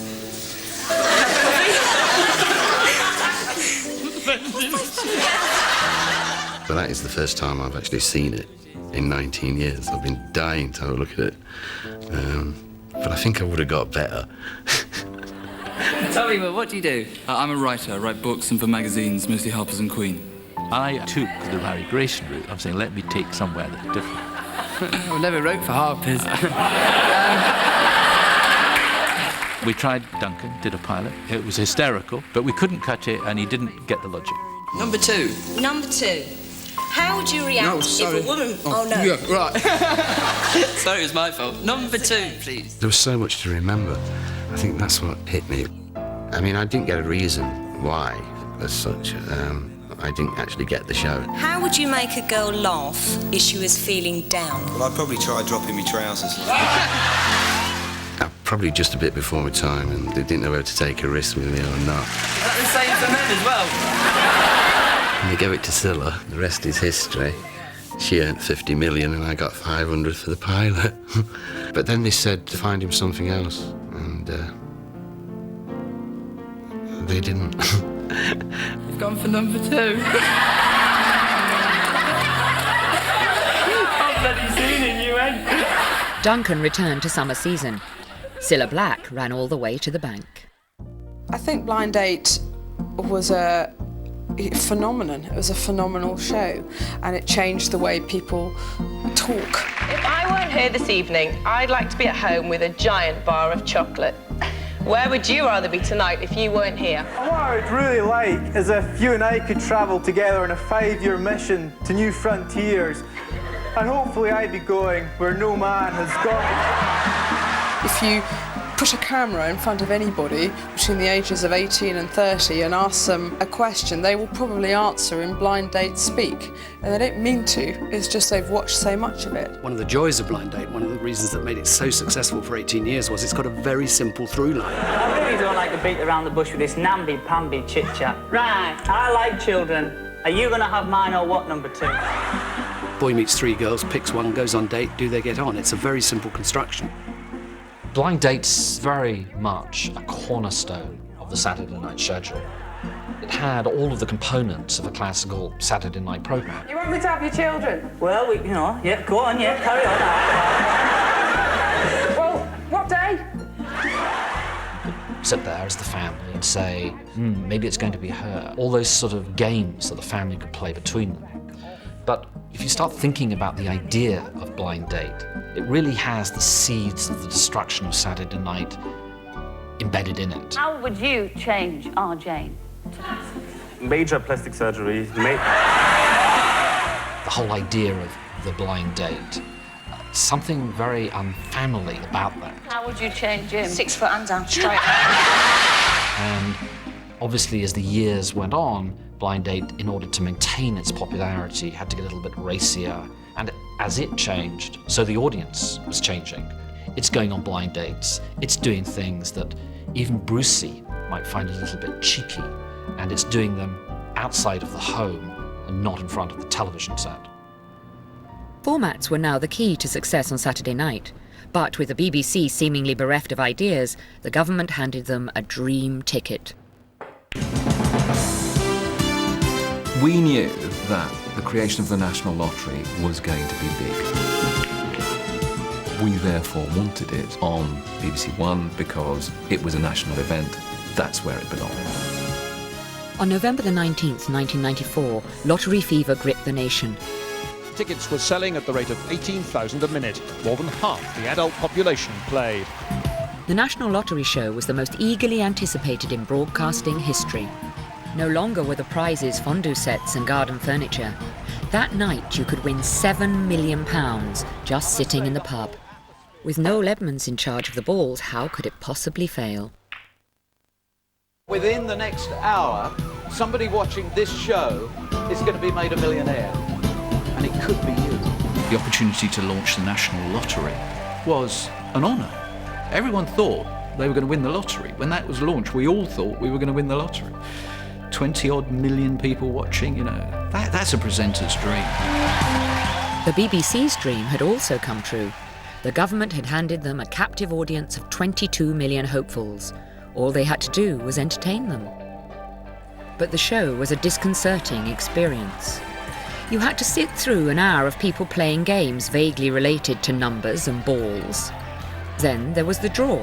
5, 4, 3, 2, 1. But despite the fortunes being won, it was the draw that turned out to be the real problem. There's no reason to think that the lottery should be an interesting television event at all. First of all, there are government regulations that require the draw to take place in a certain manner, which is that the balls must be drawn one after the other within a limited amount of time.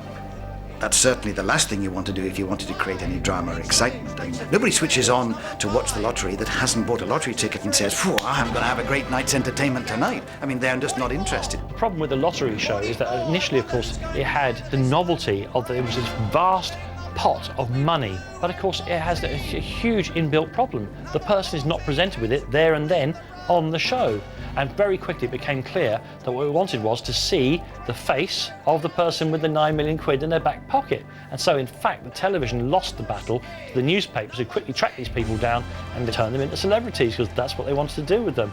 I think the lottery would only ever be a big winner if, you know, these people were forced to appear in the studio the second that the numbers came up. And until we have every single household with a little camera inside it, which is probably about 4 weeks away, I imagine, the way the technologies are moving, we can't do that.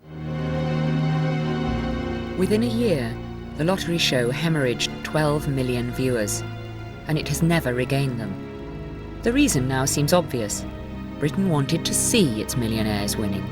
Join us now for Who Wants to Be a Millionaire?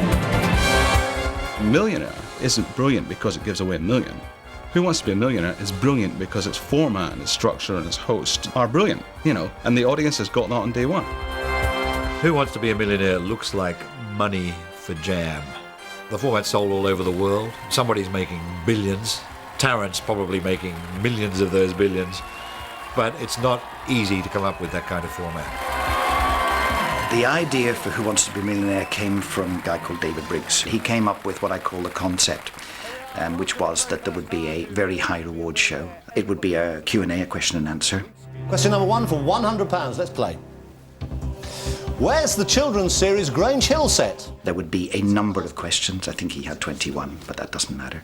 That it would derive its income from premium phone lines to go towards paying prizes, and that would be underwritten by insurance.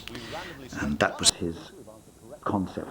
Here we are, welcome for the very first time to Who Wants to Be a Millionaire? The press said, "Oh, ITV is so desperate for viewers, it's prepared to pay them £1 million to get to watch ITV." And actually, we were worried. We had no idea whether people were going to win £1 million every single night, and whether this was going to be really the most expensive show we'd ever done. 2 weeks before Millionaire hit the air, the format was looking flawed. And we did the first pilot. It owed its presentation very much to, Seaside Special, 1970. It was very, very bright. It was glossy, and it was just awful. And there was no drama whatsoever. Right, let's have a look then at the first question for £1. Let's have a look. Which girl's name is also a Christmas song? We knew that it wasn't right. We had all the data on the screen all the time, so you never ever got a full frame shot. And I said to the director, "Listen, this is all about that. You got to see the sweat coming off the brow. We don't want anything else. Nobody cares at that moment." Hey, Carol. You won £1. But we realised we had to do something about it, and that was to change the lighting, to make the set darker and more sinister. Okay, let's play. Here we go. And then to introduce, rather than incidental music, we had to introduce effectively dramatic music the whole way through. For £100, what's the answer? A, dribbling. It's the right answer. Dribbling's right. Of course it is. You got £100. Almost immediately, Millionaire was brandishing audiences of 15 million. The nation was hooked. You ask questions, if they know the answers, they win money, and it cannot be simpler than that. 200 quid, well done. I just think that's just such a winning formula because it can totally engross you when you're watching it. Well, this is the right answer, because it is for 300 quid. It's actually a very indulgent thing, because you can just decide that the person is a complete tosser. So you are just desperate for Chris to ask a question which is really easy, and then for the person to get it wrong. Have a look at the question, see if you want to play it. Sometimes people change your perception, I think, as well. You'd start off thinking that someone was a tosser, and actually when they manage to draw you in and make you like them, then you were really rooting for them. The Bank of England.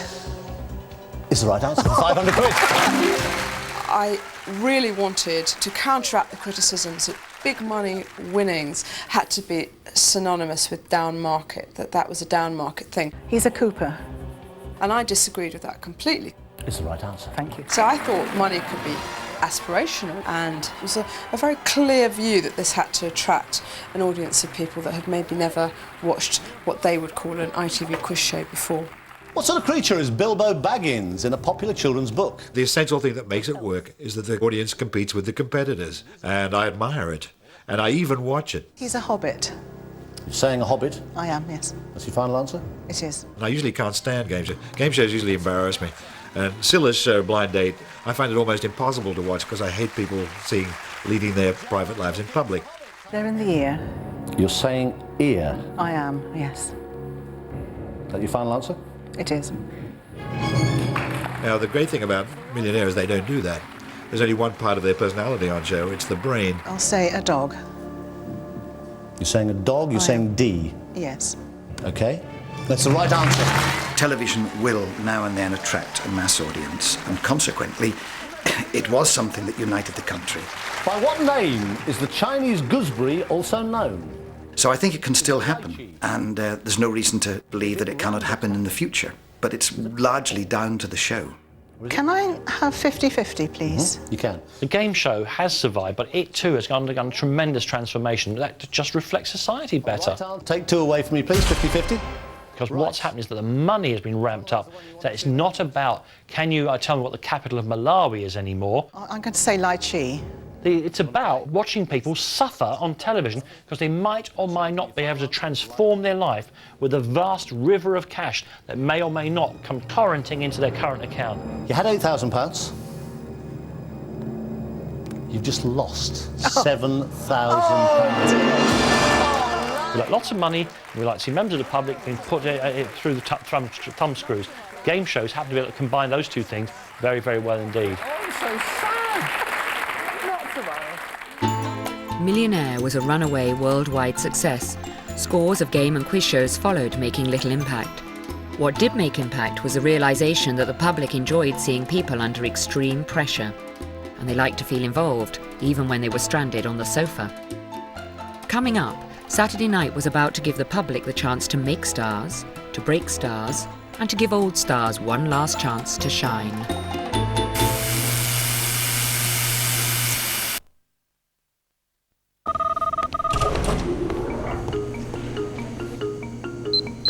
The new Citroën C2 with outstanding fuel efficiency. Now from 6595 with cash injection system. The Citroën Zara Picasso, Britain's favourite MPV, from 9995 with superb money handling features. Citroën, innovators in value.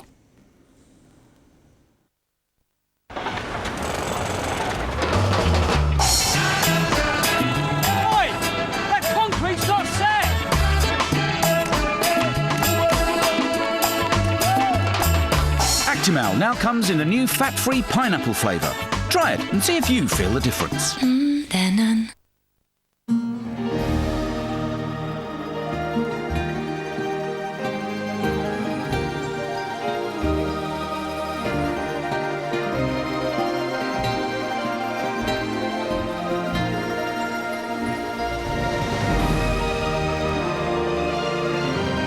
Welcome to Egypt's Red Sea Riviera, where the sun always shines, every day of every year.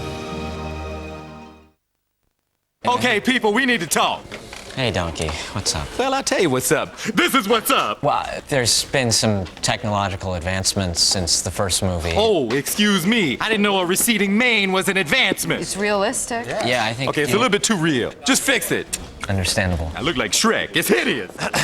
Hello? Using HP technology, Back where it was. That's all I'm asking. DreamWorks is taking the animation of Shrek 2 to a new level of realism. HP. Invent.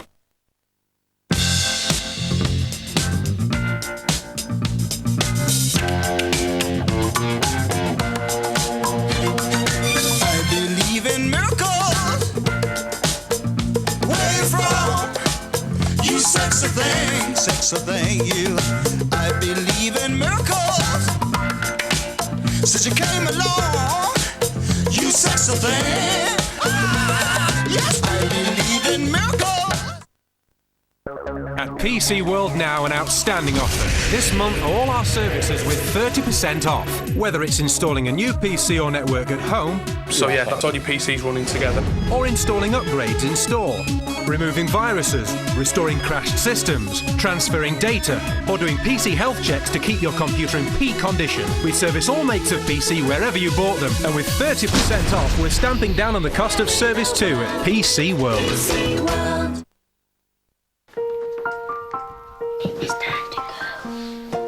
Oh, hello, boys. The things that keep you going are the things closest to your heart. Studies show people who have healthier hearts tend to eat more whole grain foods. That's why I eat shredded wheat. No added sugar, not a pinch of salt, just 100% whole grain. Because living with all your heart is what it's all about. Shredded wheat. Put all your heart into life. There's more unmissable savings in the B&Q summer clearance, including up to half price off selected garden furniture. But with savings like these, hurry, stocks can't last. She's the toughest cop on the block. He's a loner, part Good Samaritan, part vigilante. Two lives drawn together by fate. What do you want from me? How about the truth? Jennifer Lopez, Jim Caviezel, in the network premiere of Angel Eyes, Sunday at 10 on 4.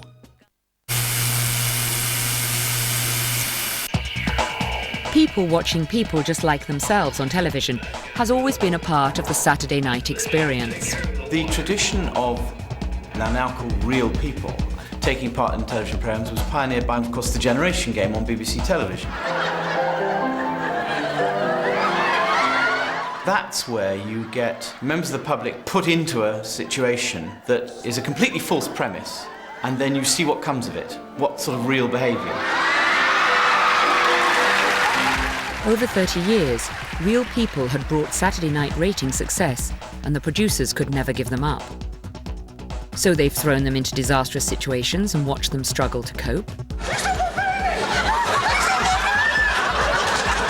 And then watched them watching themselves. And then they've watched them trying to transform themselves into stars. Throughout the 70s, Saturday night talent shows, like New Faces, have proved hugely successful ways of getting cheap entertainment out of real people.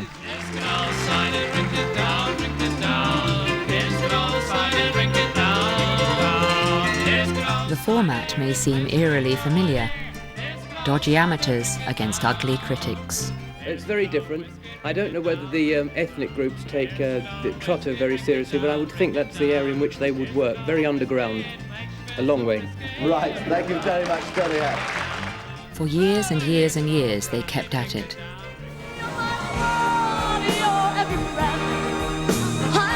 Through an endless stream of divas and panel bitches. If that's a declaration of love, I mean, I don't see why it has to sound like a suicide note. You don't have to be desperate. But by 1988, the public had tired of the New Faces format. The talent show on ITV was dead and buried. Well, for a decade at least, anyway. In 1999, the talent show found a new champion. A one-time choreographer on Seaside Special, Nigel Lithgow had risen through the ranks to become controller of entertainment at LWT.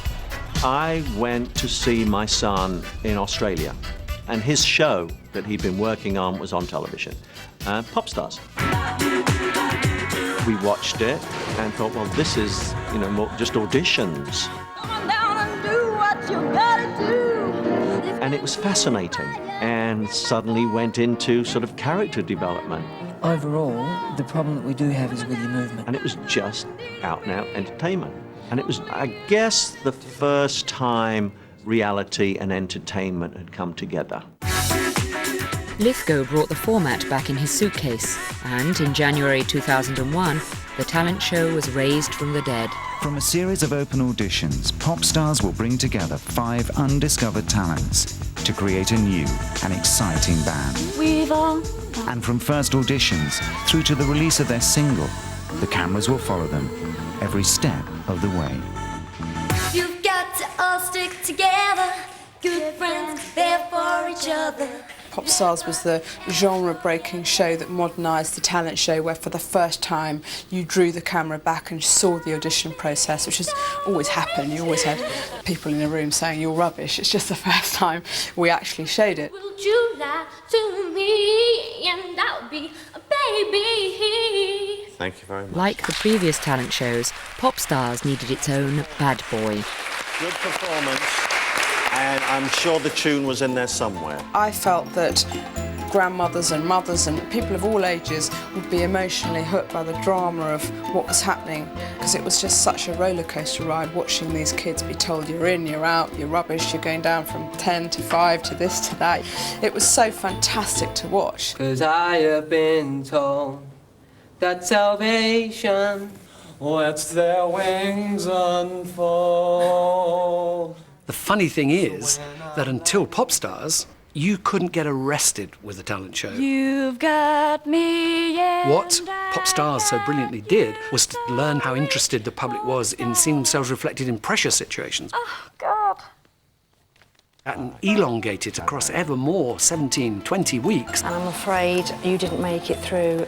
We just didn't think your singing was up to it. of drama and tension and tears I felt that I was better than other people that gets called back. and joy, and the dramatic arc is very clear and very strong.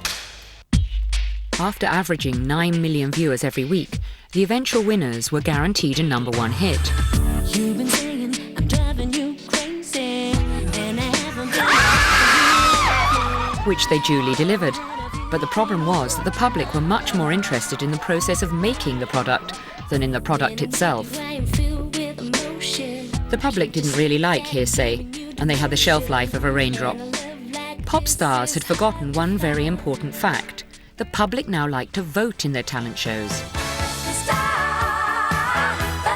When Opportunity Knocks had been relaunched for BBC One Saturday night in the late 80s, they were evidently struggling for quality acts.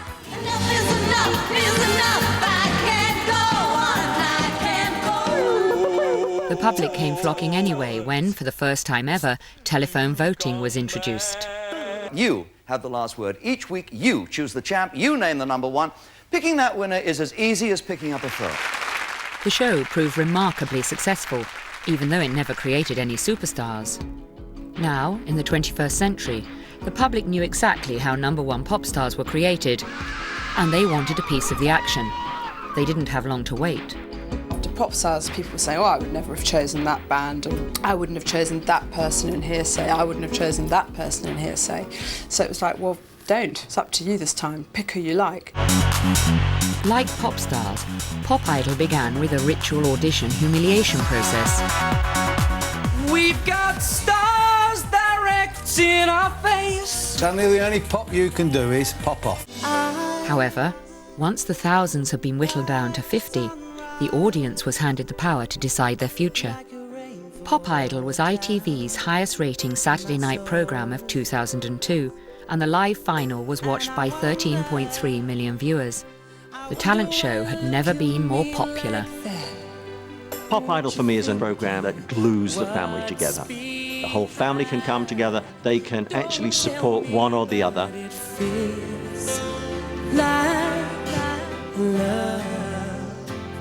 And when I was growing up as a kid, it was soccer. And we used to argue every Saturday night about games. And the same thing happens now with Pop Idol. Families will support different people.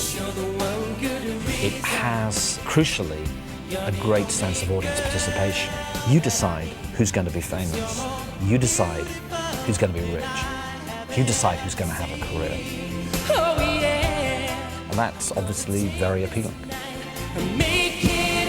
We don't even want television shows now where the people, the panel, the punters, the talking heads, their opinion is final. We, the public, want to have our opinions be final. And of course, the television companies are lapping it up with their big, fat, greedy tongue because there's money to be made out of it as well on the back of the telephone revenue.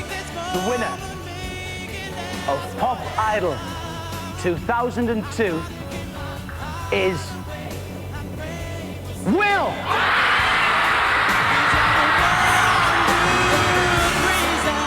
Voting Will Young as the nation's pop idol cost the public nearly £1 million in phone calls in a single night. But did the decision really have much to do with his musical ability? Over the preceding week, Will and Gareth had been put on constant public display. Was Will the best crooner, or just the nicest guy? The Saturday night mass audience was finally getting a taste of a new TV concept. Reality had arrived. 2 years previously, Channel 4 had staged the first big reality show. In Big Brother, the public got to see every single detail of the contestants' lives as they lived it, trapped in a house for 9 weeks.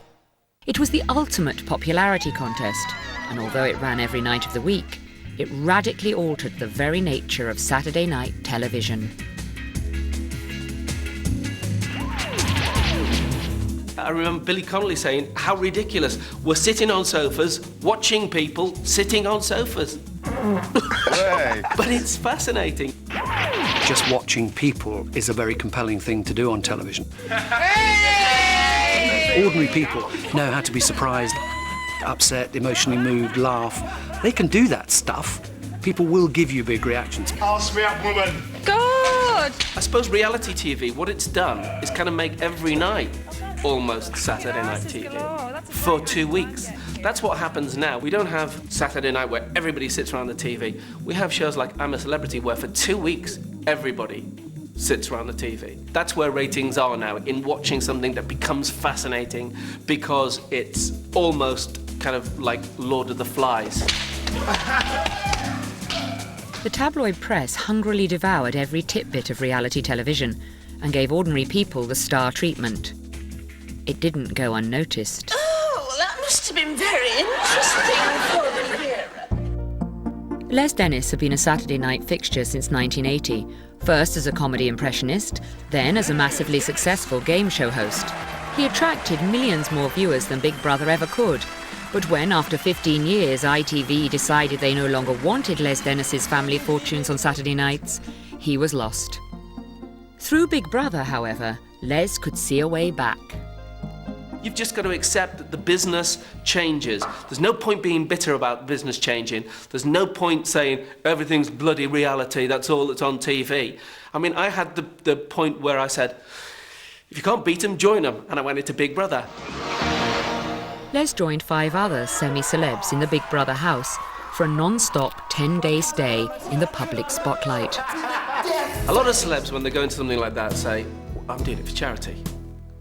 Yes, you know that you're going to raise money for charity, but you've got to be really honest and say to yourself, no, I'm doing it to raise my profile, or change your profile, as it did with me.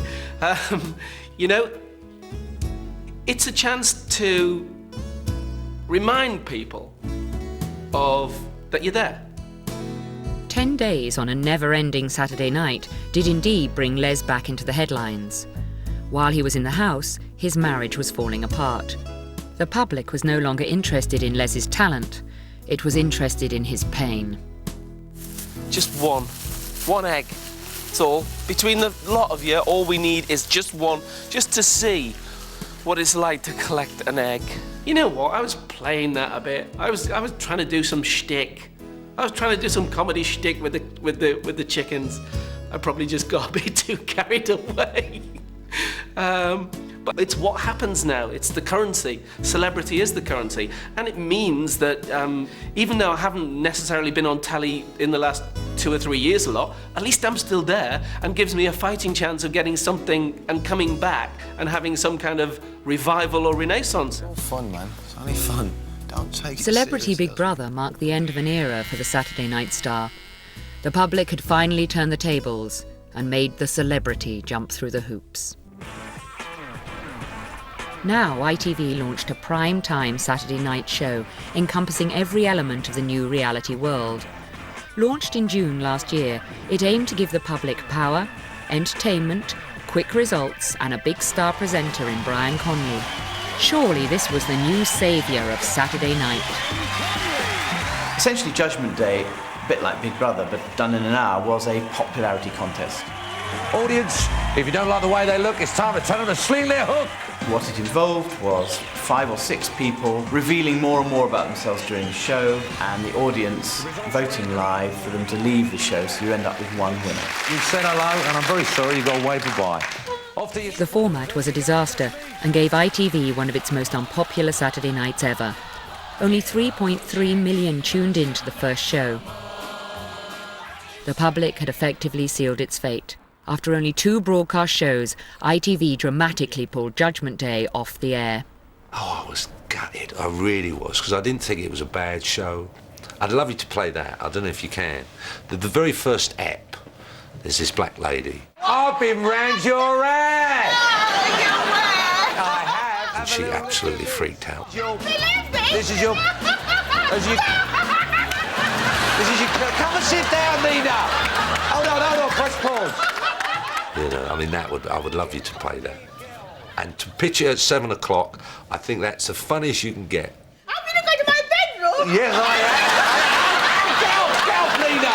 I'm famous. Sit down, carry on. Tim Henman ruined Judgment Day. I'm going to go to my bedroom. Yes, Gay. Because his match overrun. So this is your bedroom, Nina. And it's upsetting because people remember that. Oh, that's the show they pulled. Oh, yes, but it was Tim Henman on the other side. It weren't my fault. What's up with you? You know. It did make my eyes, that. There is no doubt that we are missing out on some very big hits on British television in the future by the habit we have today of pulling shows after 3 weeks if they're not getting enough ratings. My knickers! I know. And the commercial pressures on the commercial channels are so strong that maybe they have no option but to pull the shows. But the result of it is that we're not growing shows in the way we used to. And that's a great pity. Ultimately, ITV is a commercial channel and it has to make commercial decisions. It is tough and it's a decision it's a horrible decision to make, and it's not one that I think anyone enjoys making. So I have sympathy for the shows that get pulled. You know, it hurts.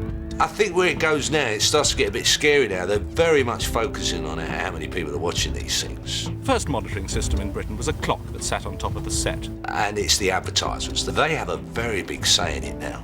Then came an electronic clock that didn't need winding up. There is a tyranny in the rating system. Years ago, we used to have to wait 2 weeks. The new model uses microchips, so the information can be collected electronically. And so you couldn't take instant decisions. It's now possible to produce full national ratings overnight. Even at the weekend, on a Sunday, you know how well a Saturday show did. And that does put immense pressure on schedulers and channel controllers. Clearly the arrival of audience figures the night after the show has gone out has had an impact. You might be inclined to give it less time if the failure is staring you in the face the day after the show. The most anxious moment for the country's television executives, the arrival of the viewing figures. What amazes me is that all these figures and everything else are all to do with 200 black boxes. AGB calculate their figures using returns in 3,500 homes across Britain. How do they get a cross-section of the country with 200 black boxes? I'm living in the 21st century. We should know how many people watch these shows. I want to know exactly. If my career's on the line, I want to know exactly, not by a cross-section of 200 black boxes.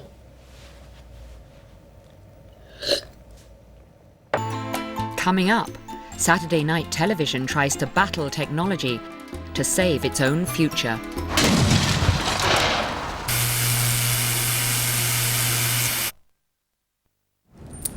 That's okay, keep the change. What are you doing? Just giving it away. Don't grow on trees, you know. That's what you think. What's that supposed to mean? I knew a man once, real eco-pro, grew that rarest of things, a money tree. Every leaf a crisp new note. You're so full of it. No, I'm serious. Took great care of that tree, nurtured that nature, grew himself an orchard, which became a wood. Now we're talking millions. Then a forest. Millions became billions. He didn't stop there, though. Got in help. The best. Soon he had 1,000 forests, a green and pleasant land. Billions became trillions. But to him, each new shoot was just as important as the first. Well, if money trees are real, how come you ain't got one? Are you crazy? If it were that simple, we'd all be growing them. We nurture the growth of $1 trillion worldwide. Barclays, fluent in finance.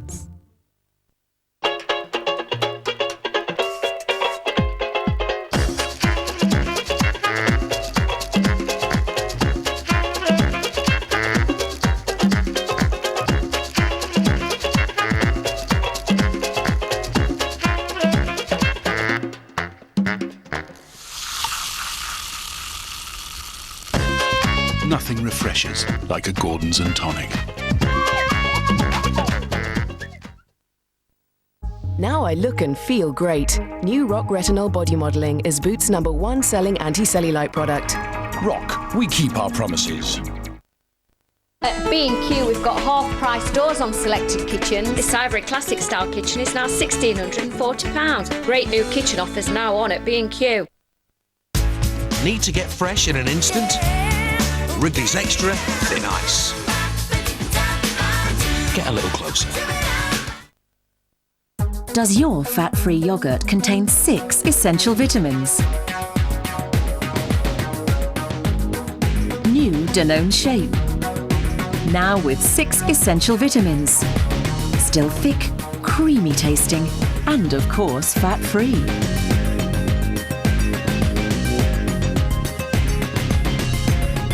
New Danone Shape. You've never eaten a yogurt like this before. Danone. Teatro Greco, Taormina, Sicily. No power, no plugs, no wires. What a perfect place to connect. Because with a laptop powered by Centrino, Intel's mobile technology, you can put on quite a show wirelessly from your own private amphitheater. Intel Centrino mobile technology.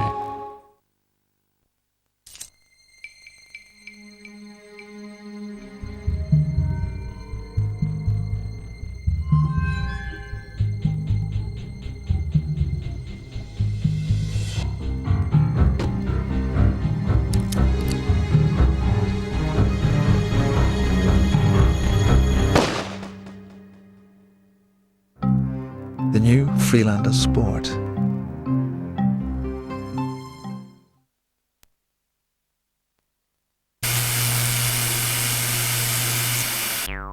Over the last 25 years, we've witnessed the biggest TV stars and entertainment formats fight to keep control of the Saturday night audience. But they've been fighting a losing battle. The programmes have gone downhill. It's as straightforward as that. We don't have the big performers like Morecambe and Wise. It's a different world. There are more personalities and presenters on television on Saturday night than there are comedians or entertainers. It's just the way it's gone. Families don't all sit round together watching television anymore. I think that's very sad, but that's the way it is. 2/3 of under fives have a TV in their bedroom, which I just think is parental insanity. As a mass entertainment medium, the whole nation sitting down, 15 or 20 million people watching one programme, that has gone forever. Perhaps the chief suspect in the death of the Saturday night family experience is technology. From their home in Worcestershire, the Smith family can view the world. For sitting in their garden are 2 huge satellite dishes. If you want to know what's killing Saturday night, I would say Rupert Murdoch, Sky Television Cable. And now, the Chairman and Chief Executive of News Corporation, Mr. Rupert Murdoch. It's wonderful to have so many of you here today to help us launch this truly exciting development. Multi-channel is now in the majority of homes. 53% of people do have a choice of 100+ channels, and viewers, consumers, can get what they want rather than what they've traditionally been given. When it was just the BBC and ITV, we were being told that the audience was captivated, and in fact they were just captive. These were prisoners of what there was on offer. When audiences are given choices, then they absolutely do choose what they want to see. 30% of viewing will now go to multi-channel at the weekend. Why? Because you can have a choice of movies. You can watch sport, whatever sport you want. You can watch something of a saucy nature, if you want to watch adult. You can watch biography wall to wall. You can watch animals wall to wall. You can get what you want. You are stuck in a sweet shop, really, 24/7. People like to have choices. Who knows why people don't want to watch a shopping channel at 8 o'clock on a Saturday night, but they do. We have grown accustomed to choice in this country, and we have to live with the reality of that. Saturday, the 12th of June 2004, and the reality for ITV is incredibly depressing. A smaller percentage of the viewing public choose ITV than ever before in recorded history. In case you missed it, 80s Mania was Den and Angie rooting through the dustbin of yesteryear. whilst 80s stars sang challenging versions of their old hits. The feeling is gone away when die means nothing to me. But it's not just viewers of ITV that are suffering. The total number of people watching television at all on Saturday night has dropped by 12 million viewers over 25 years. The very notion that Saturday night television could ever have significance again is absolutely barking mad. It just flies in the face of all the facts about life in 21st century in Great Britain. You know, everything's changed. There used to be competition between the BBC and ITV for Saturday night television. Now there's a competition between television and life. You know, television and eating, television and the DVD. On an average Saturday, 5 million DVDs or videos are rented. Never mind the ones people own or bought in the Virgin Megastore or HMV. 5 million are rented every Saturday night. If you say that just a tiny modern nuclear family, mum, dad, one kid, is watching these films, that accounts for about half the population who are not watching television programmes that are being served up to them, but are watching, you know, entertainment that they have chosen in some way. I think there's a lot more things people like to do on Saturday nights, and I think you can trace the sort of relative decline in numbers on Saturday night down to a growth in the economy, actually. People have a lot more money to spend, actually, and people are doing a lot of different things on a Saturday night. Boys in particular play a lot of computer games, video sales, DVD sales, etc., all up the internet. There's a lot of distractions out there. Once the pubs had different kinds of opening hours, once it became a British thing that clubs would stay open till all hours of the morning, suddenly the oasis of time allocated to television was gone. We are no longer what we were. Generations are much more different from each other. Men and women are more different. So in that sense, the utopian idea of a Saturday night assembled the family and satisfied all of them is really no longer possible. You know, the bad news, I think, is that perhaps people share less in common. Good news, people have more choice. They've got more interesting lives. They're doing different things. So they need less that sort of surrogate fireplace that unites them.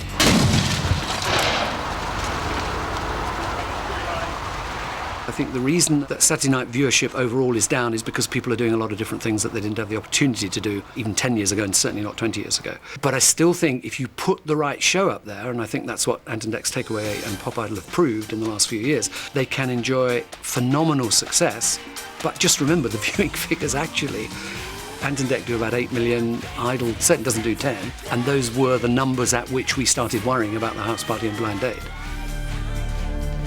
Over the last 25 years, Saturday night TV has been dealt blow after blow, and it has been shown no mercy. New personal video recorders now store every programme that they think you might like, enabling you to schedule your own Saturday night. But the BBC's not giving in without a fight. There are elements from almost every successful show of the last 25 years thrown straight at its new Saturday night show. There's a bit of old-school variety entertainment, a bitchy panel, some D-list celebrities, a splash of reality, phone voting, and the man who started it all, Mr. Saturday Night himself, Bruce Forsyth, with an oddly familiar catchphrase. It's nice to twirl you, to twirl you. Nice! In Strictly Come Dancing, the BBC may only have peaked at 8 million viewers, but that represents its most successful Saturday night launch in the past 4 years. I think a lot of the problems with Saturday night television, they're not really problems at all. It's just broadcasters worrying about themselves. And in fact, most people are quite happy with their Saturday nights, because you ask people sitting at home, well, they're probably having a grand old time because they're flicking around different channels making their own entertainment. Ultimately, the only person crying on the end of their bed about it is the broadcasters, and frankly, who cares about them? No one is quite sure what we ought to have on Saturday night because the whole audience has changed. If I was in the controller's position, I wouldn't really know what to do. Now, there used to be that Potter's Wheel. That was very, very popular. Maybe we should do that and say to people, get a life and get out. Go for a walk.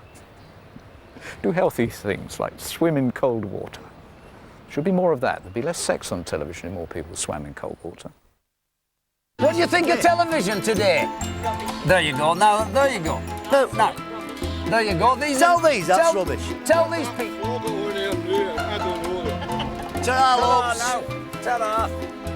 Well, I had to do That's the end of it. We're direct. That's the end. You can put a wrap on that now. That's it in a nutshell. What's happened to Variety? They've just told you. And that's great television. When we said that fella, what do you think of television? Then he went like that. Yeah. That's beautiful. We understood every word he said. And the wife went like that. Aye.